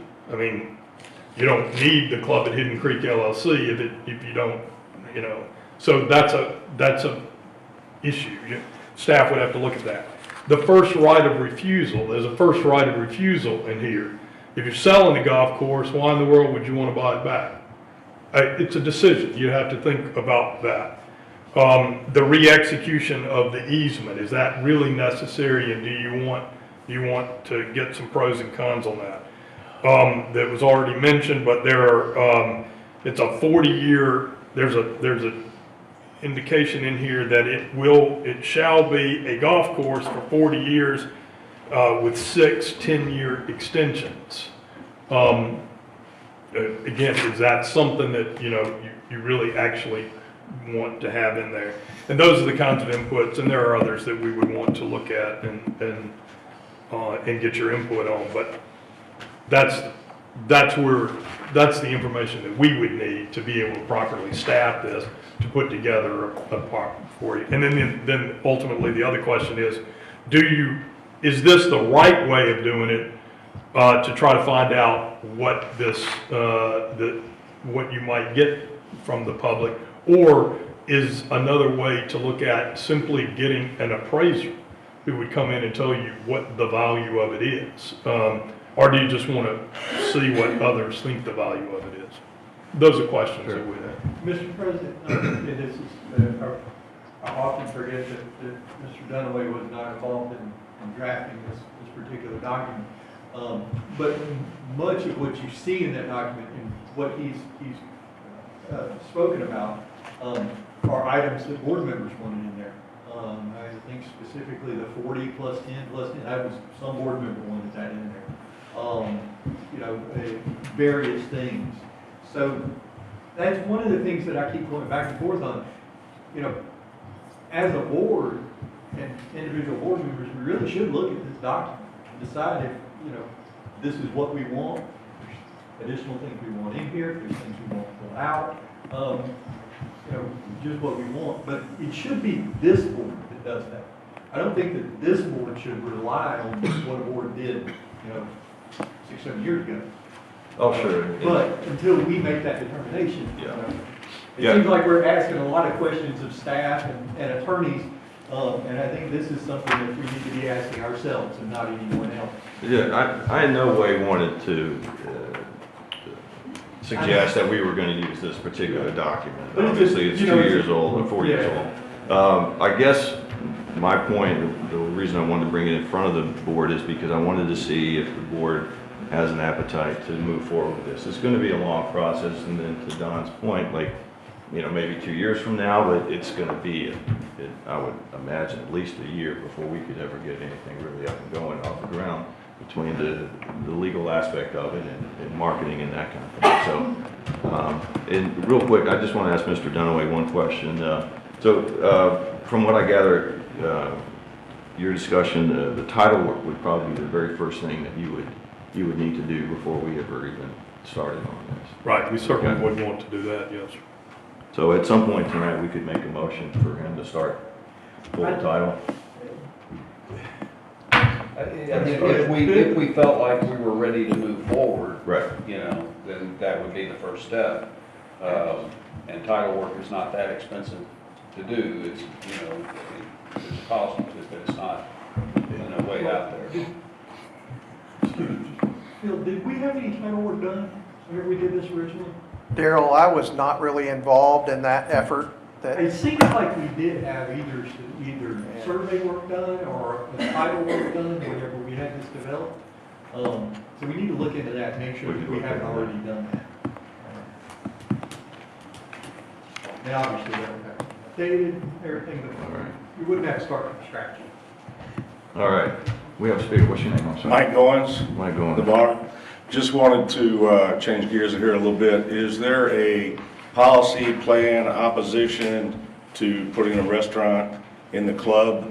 And can you expound if somebody wanted to put that before the board, how that might happen? I can tell you that, and I discussed that briefly earlier. Right now, if we were to put a restaurant in the club, we would have to give them access to the alcohol sales. Right now, the alcohol sales and the events that we're doing at the club bring in more revenue than a restaurant would paying us rent every month, or even and I own a restaurant, so I can tell you that you can squeeze blood out of a turnip if you're lucky, but it's so hard to make money in a restaurant these days. The margins are very low, so you can only imagine. I don't know, sure what we got with the black skimmer, but compared to what we're getting now, we got nothing. we got nothing. So Zero. and that's the problem. We're trying to protect the quality of our water system, not the golf course. So yeah, I'd love to have a restaurant at the golf course. The other as thing, well, Mr. but it's not going to happen. Sorry. Anytime soon. The other thing, in the past, we've had 3 or 4 local restaurateurs come in and look, and as soon as they see the rest of the kitchen, they kind of walk away. Because it's old, antiquated, and doesn't fill today's need, and nobody has come back with proposals. So it's not that, but Dave's right. I mean, the events was 75 grand last year. I don't know what it is this year, and bar, if you don't make money with alcohol, Dave, you're not going to make money, right? So. Joe, we've had proposals in the past. The proposals were, okay, the water system needs to, or the golf course needs to do $100,000 worth of upgrades to the kitchen, and restaurant area. And oh, by the way, we'll leave the first 3 years for free after that, so we can try and make a profit. That's what the other thing, they want a $200,000 subsidy a year. When I couldn't remember what the other thing, they still wanted that subsidy that we used to give. We're down to what, 160 this year? And can anybody talk to the liquor part of that, because they think that they can use our liquor license and they just can't, so you have to have your own liquor license to, you can't share, so there you go. All right, we have a speaker at the podium. Kurt Cosby, Marlin Street, Holly by the Sea. Just this last conversation tells you our water and sewer company should not be in the liquor business, the restaurant business, or the golf course business. And the bottom line here is what a few on this board want to do is to have a caveat on selling this and keep the golf course running. You could get all kinds of bit. What I'm going to encourage you to do when you go to the motion is to get this out for bid and worry about the spray field. If the purchaser wants to shut everything down over there, as long as we have the spray field, what do we care? Okay, the numbers that you've just talked about over the last few minutes shows that the membership is subsidizing this place. We don't want you, I speak for myself, but I think I will have the majority, that we do not want our water and sewer company in a restaurant and golf course business. Thank you. Thank you, Mr. Cosby. Actually, the golf course contributes $100,000 to spray field operations. Thank you. That's not what you said before. That's Yeah, exactly, it is. no, that's exactly what I said in the opposite way. All right, yes, sir. Hi, Jim Rapole, Navarre. I've got three things I wanted to bring up. First was related to the requirements for disposal over at the base. Is there a state requirement to have a secondary system should one break? No, if the plant could not meet the effluent quality, it would go into reject first, which there's reject in the plant. Okay. Does that answer your question? Well, what if there was a failure going over to the base with a break in pipe? Oh, You'd have to stop well, flushing. ultimately, if you have no other place to put it, you put it on the ground. So there is no requirement for redundancy. For what, sir? There are penalties if we spill it on the ground. Correct. So technically, exactly what you said is true. If you need 3 million gallons worth of capacity a day, DEP does not make you build 6 to have that capacity. Right. That's correct. Okay. Yeah, I kind of disagree with the gentleman here, but I want to point out why. Sometimes I sit in here and I'm kind of trying to figure out, are the members here to serve the board, or is the board here to serve the members? And a lot of the discussions... I take offense to that. We do this voluntarily, and I would not be up here if I didn't care about this community. And this is the only reason I'm on the board. So any kind of accusation like that, I'm not going to accept. Okay? That's not so an we can accusation. go ahead and move forward after I this. appreciate you getting upset about it, but it's not an accusation. My comment was there sometimes is that feeling. There has been, and I've only been in this community for 9 years, and there's been a lot of distrust over past things that have happened here. Absolutely. So when you bring up things like selling a property, there's going to be a lot of people in the community that just don't feel comfortable with you doing it. I mean, naturally, okay? But looking at the community as a whole, now, I'm not a real estate agent. I know there are people that are here, but I've had real estate agents tell me, if you sell a course and they build apartments right on 98, on 399, or you start splitting it up and you're putting some low rent housing, section 8, what happens to everybody's property values when that goes on? 30% studies in Not our Florida. business. Okay. See that? Now, that's why I'm bringing up the point. Sure. If you're here for our community, okay, the loss in property values alone will be well exceed the $1 million you'd sell a course for. Well, You know, it- first of all, we're never gonna get our money back for that course, right? And the reason that I got onto the board was because of the distrust that I personally had and my neighbors had, with the other stuff that was going on, previous CEO and so forth.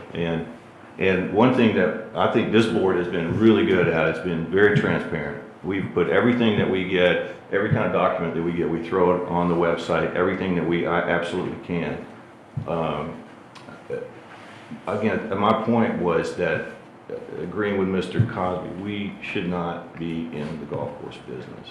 We've got a CEO that we hired, Mr. Krigler, who has an extensive background in water treatment facilities, not in golf course, running a golf course. So if we could find something, and obviously I care about this community as well, and there's no way I would want to sell a golf course if it was going to be detrimental to the community.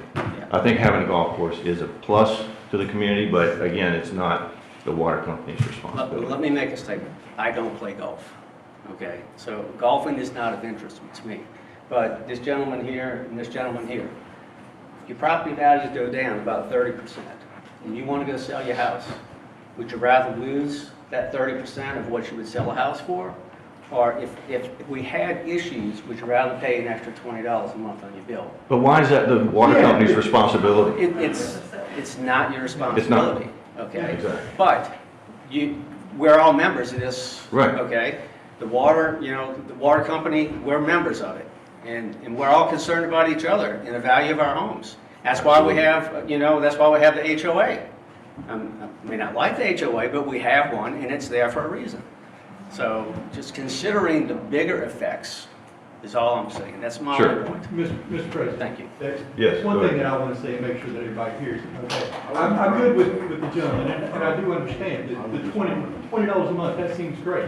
But you see, I don't have sewer where my home is. Why should I pay $20 extra a month for that golf course? The people who are on water, over in the people in Holland, why should they have to pay extra on their water bill every month just because somebody wants to live on a golf course? Doesn't have anything to do with them, doesn't have anything to do with me. If you want to keep your property values high, figure out a way to cover the cost of it. And that will, ultimately by selling it, you will keep your property values high because you'll sell it to a business that will keep the golf course open. Because I guarantee you, 10 years from now, if it makes it that long, you're going to end up with a board here that's just going to shut it down. Because they're going to get tired, all the people out here and all the people at home are going to get tired of subsidizing the golf course every year. And I know we say it's spray field costs and everything else, but I guarantee you that we're not going to pay a penny whenever somebody else owns that property. Thank you, Gerald. All right, obviously I knew this was going to be contentious. We do have a new speaker. Hi, Donna Woodard, and I live in Holly by the Sea, but I don't live on the golf course, and I'm not particularly interested in subsidizing the property values of the people that do live on the golf course. I was wondering, does it take the whole property from the road all the way, the whole 18 and the clubhouse and the practice range, does it take all of that to meet our needs? Every square foot? Okay, Yes, it does. okay. I just wondered about that. And the course is usually always wet too because because it's sprayed so much. Okay. Yeah. Okay. All right. My only concern, again, if the lawyer says the easement is foolproof, and if they decide to build something on 399, and we don't have to take them to court and spend $100,000 fighting what they've done, I'm okay for looking what's out there. But as long as we can make sure it's a spray field. Okay. Right? So I think but part two of that is, obviously we have to decide asking price and all that good stuff. Sure. And what we want. But as long as the lawyer says, like Daryl has said, we need to make it foolproof, that it's an easement and we can spray water in there for the next 50 years, then yes, we should move forward and look at that. But in the meantime, what Don proposed the other day in that closed session, if it's such a consternation that we can't get half the spray field cost back, then let's let the golf course make that money, and then the members aren't doing anything for the spray field. They're subsidizing the spray field. And I'd be okay with that, because we were, until this last thing, we were on course to do that. If you remember, we had a plan that said slowly draw down, because now we got a professional PGA guy out there instead of a bookkeeper, and they made some other adjustments. So I don't have a problem with looking there, and I told you that about that other, as long as we can cover the spray field and what it does to Messi as far as their tax. I know he doesn't want to pay any. Right, we do combined taxes. Well, it might be a nominal amount, I don't know. From an income standpoint, if we lose $1 at the golf course, we save 15 cents on taxes. And like I said, I didn't know what it was. Actually, I did want to say one thing, because I do sit down here and me and Joe appear to be polar opposites on the golf course thing, so I did want to say one thing, is, yes, I do not like the fact that our members subsidize the golf course. And I'm well aware that we could sell it or shut it down or anything else, but I do not have the stomach to shut it down. I think it is a community asset, and it's a good community asset, and I think that as a board, we have to weigh those considerations also. You know, we're supposed to be, good stewards of our community, as well as the water system. Mr. President, if I could, Mr. Dunaway. I did not say that it was full, the easement was foolproof. I just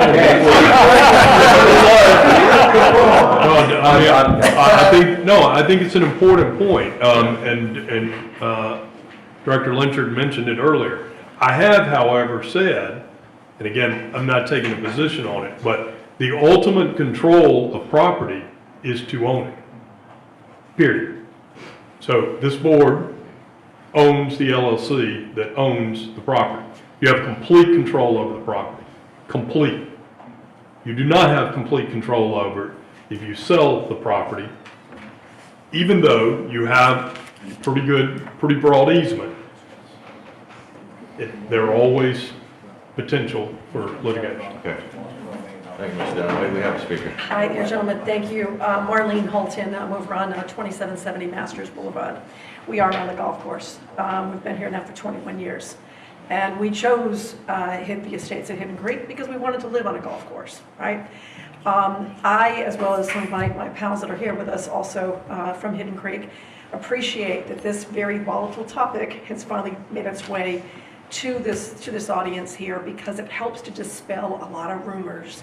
For 10 years, we've been hearing about the course is going to get sold and people get all buzzed up. It's a sensitive topic if you live on the course, or even if you don't live on the course and you care about, the general community at large on this. I've heard and I think, the takeaway here for tonight is that there's consideration for, at some point, looking at putting a proposal, RFP out there, to see if there's any bidders that would come back to maintain it as a golf course. You guys have your spray field, it's a win-win situation for all of us, right? Yeah. So that would be hopefully, we're all in agreement, that could be a key takeaway from this discussion today.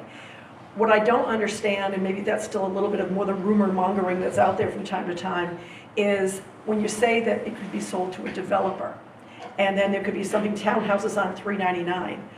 Personally, I'm concerned about townhouses going up the Fifth Fairway, So and there's been other kinds of discussions, and again, just, sitting around the bar up at Hidden Creek, and people are all kibitzing about this and that. I just want to be clear, or have a clear understanding, that your intention is that it looks to be a golf course, when and if you choose to put it up for sale, that it's a golf course property with spray field rights. That's the only discussion that we've had. Marlene, here's part of the problem. Yeah. It's zoned R1 residential, the whole course, because Santa Rosa County doesn't have a land development code that says golf course. They have one that says parks, and we discussed 2 years ago trying to change that. Yeah. But then there was an issue with, well, we might lose our liquor license for a whole lot of reasons. Right. So part of that concern is why I keep going, it's an easement, but it is rated residential 1. So yes, by all means, if we didn't, which in the easement says they can't build any structure on it. Okay. Right? But it's still zoned residential, and you know how our county can change, so. The wind, yeah. Okay. Sorry, Darryl. So did you say, I'm sorry, Joe, just to clarify quickly here on down, did you just say that even though it is zoned residential, but because of the easements that you have on that, the ownership of those easements, they can't build residential. The current easement says they can't build structure to impede the easement so we can spray. That's a true Okay. statement, yes. Okay, but they could be positioned elsewhere on the course if it ever got to that point. No, because of the thing. Go ahead, Darrell. The only way we can spray 1.19 million gallons is based on our permit from DEP, correct, Bill? Correct. And Over the if we total cover up- acreage. If we put any concrete out there, cover it up, cover up any of that dirt, then we have to go back to DEP, and DEP has to make an adjustment for the capacity, because it won't, if you put concrete on it, it's not gonna soak up 1.19. That's right, there you go. Okay, well, that's a good thing for homeowners and other people that are more pro golf course, keeping it as a golf course. So then that kind of helps us feel a little bit better, at least for purposes of tonight's conversation, where you're at. Yeah, I'm not saying it has to stay a golf course, but you can't put anything on it, so it's golf Be a dirt course, track. public park, you know. Baseball anyway, field. it's gotta But it won't be a housing baseball track. field, it's gotta stay grass. And not a housing track. That's right. Okay, that makes me feel Not if better. we want to keep our capacity. Can they lease it? Can you lease that car? Make some money off of it? That's a good question. Thank you, guys. We've had offers for other management companies to come in, and after doing the numbers, it didn't make sense. We would actually end up having to pay them an extra $100,000 or $150,000 a year to take it over, and we already spent too much money there. Yeah. All right, thank you. I just got Mr. Hall, one more. Harlan Hall, I just got one quick question. First, a statement, I'm not opposed to you keeping it a golf course. I'm just throwing out the option is all. But my question is, if you sold it, right, because the golf course has to get water from somewhere to water, right? I mean, let's say that ABC Golf, or whatever, I don't know any golf companies, but they're a huge company, comes in and buys it. They gotta water it. So, in turn, couldn't you charge them for water? Like a lot of other municipalities do throughout the state of Florida? I've called around. Depends on how profitable they are. I'm just saying, so there is a potential that instead of paying to spray there, that you could recoup some money by selling them water. That's absolutely a potential. I'm just Not saying, according- who knows if it's Not gonna according to work or the not. current easement. The current easement says we get the money to them and they're responsible for everything else. All right. This is so far down the road, people. It's just Yeah. not, this was a discussion on whether or not the board had the appetite for trying to sell the golf course or not. I personally do. I think we should start the process and see where it goes. Obviously, we'd have to, see who's interested, what kind of offers they're willing to make us, but we have certain terms and conditions that I personally feel like should be in any kind of packet that goes out. The terms and conditions of the last one I thought were very good. The fact that they requested that it stayed a golf course for a certain period of time, the fact that, yeah, go ahead. I would like to make a motion that we schedule A workshop. open to the public to further discuss this proposal. Thank God. I think it's a good idea. I'll second that. Since I had the overall. Maybe you can announce the date of the next meeting. I lose. All right. Yeah, that's right. All right, I think that's the best course of action. Darrell, thank you. So we've got a motion to schedule a workshop open to the public, open to the members of Holly Navarre Water System to be scheduled at a future date, and we're going to announce that date at the August meeting. And anybody who wants to attend, obviously we encourage everybody to attend that can. Bring your questions, bring your thoughts, any suggestions that you have, and we will vote on that motion real quick. Anybody have any discussion past that? Will has something. I was just wondering who made that second. Yeah, I was. Done. I didn't know. All right. So we have a motion and a second to schedule a workshop on this issue. All in favor say aye. Aye. All opposed? Hearing none, motion passes. Thank you, Darrell.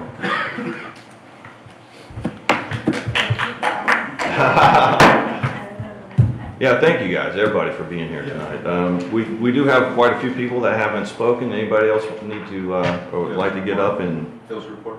Oh, Phil, I'm sorry. Oh, you could have skipped right over. Phil, yeah. I'm sorry, Phil. I got you next. I thought the club was last. Charles Gredick, All right, Charles. Navarre, Florida. Yeah, just had a question. You guys are going to have a workshop started out. Is there going to be like any, I'll call it read ahead material? I know that I don't have copies of the last proposal you guys sent out. I've only lived here for about 5 years or so.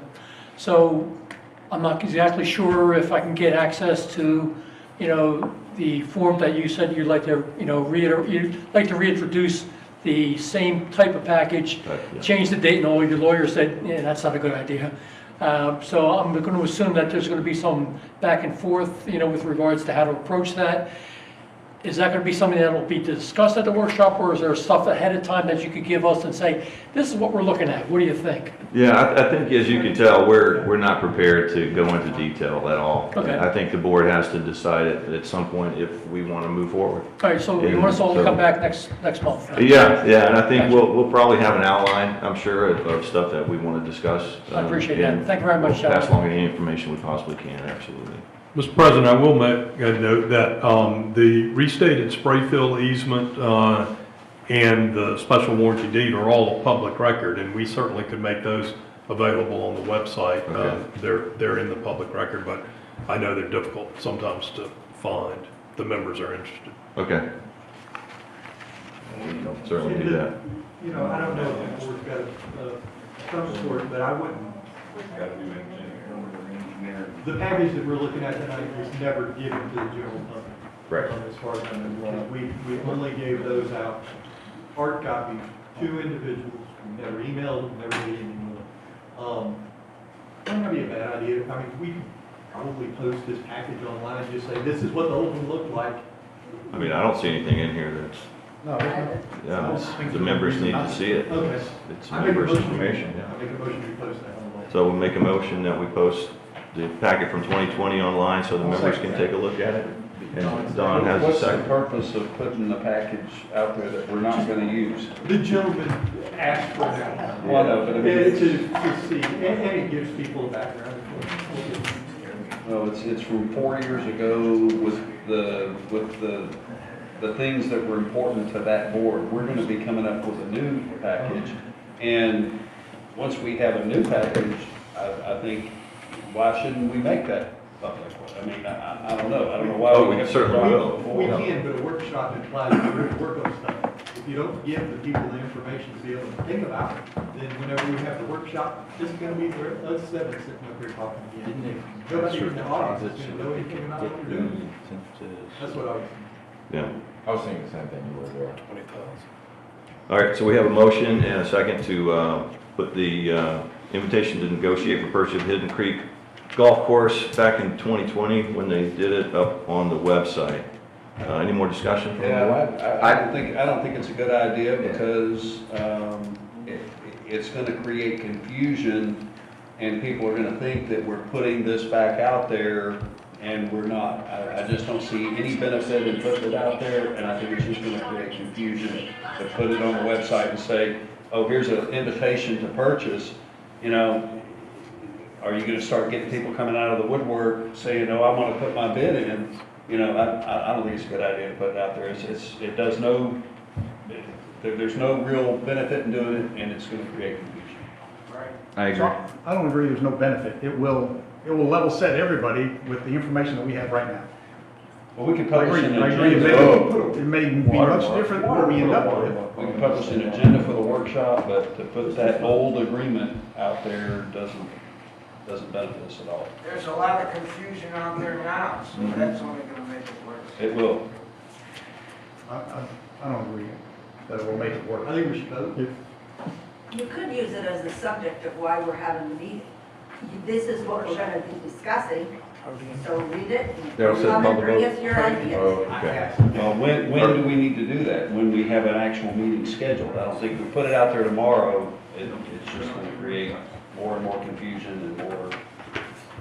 I say what we could do is once we have the date set for the workshop, we could attach this to that workshop date so that people understand. But to put it out there tomorrow does more Or harm would you than be good. willing to modify it? There's a motion and a second on the floor, and I think we can vote. Okay. Mr. President, can I clarify, as Mr. Lynchard's motion, is that the 11-page document you were talking about? Yeah. Mr. Lynchard, the invitation to negotiate The full package. With all the attachments. with all the the, attachments. with the attachments? Understood. All right. Well, I'm all for keeping everything as transparent as possible. I don't want to confuse anybody, but I'm for being as transparent. Okay, so I have a motion and a second. All in favor, please say aye. Aye. All opposed? Nay. Show of hands. Show of hands. Which nay? Hands for what? Nay. 3 nays and 4. 3 nays and 4 ayes. The ayes have it. Motion passes.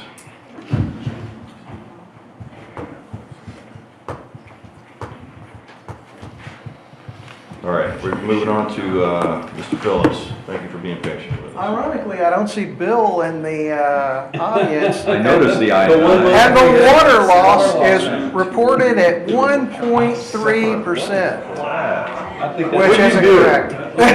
Stop waiting. Edmonds has turned into a substantial challenge in pulling data out on an equivalent time period. So we don't truly believe that the water loss was only 1.3. A lot got fixed, we know that. We're just not quite sure we're that good. The same is true if you, yeah, you knew he was going to take it. If you turn the page, you also see that we're reporting 234,000 gallons a day of I&I.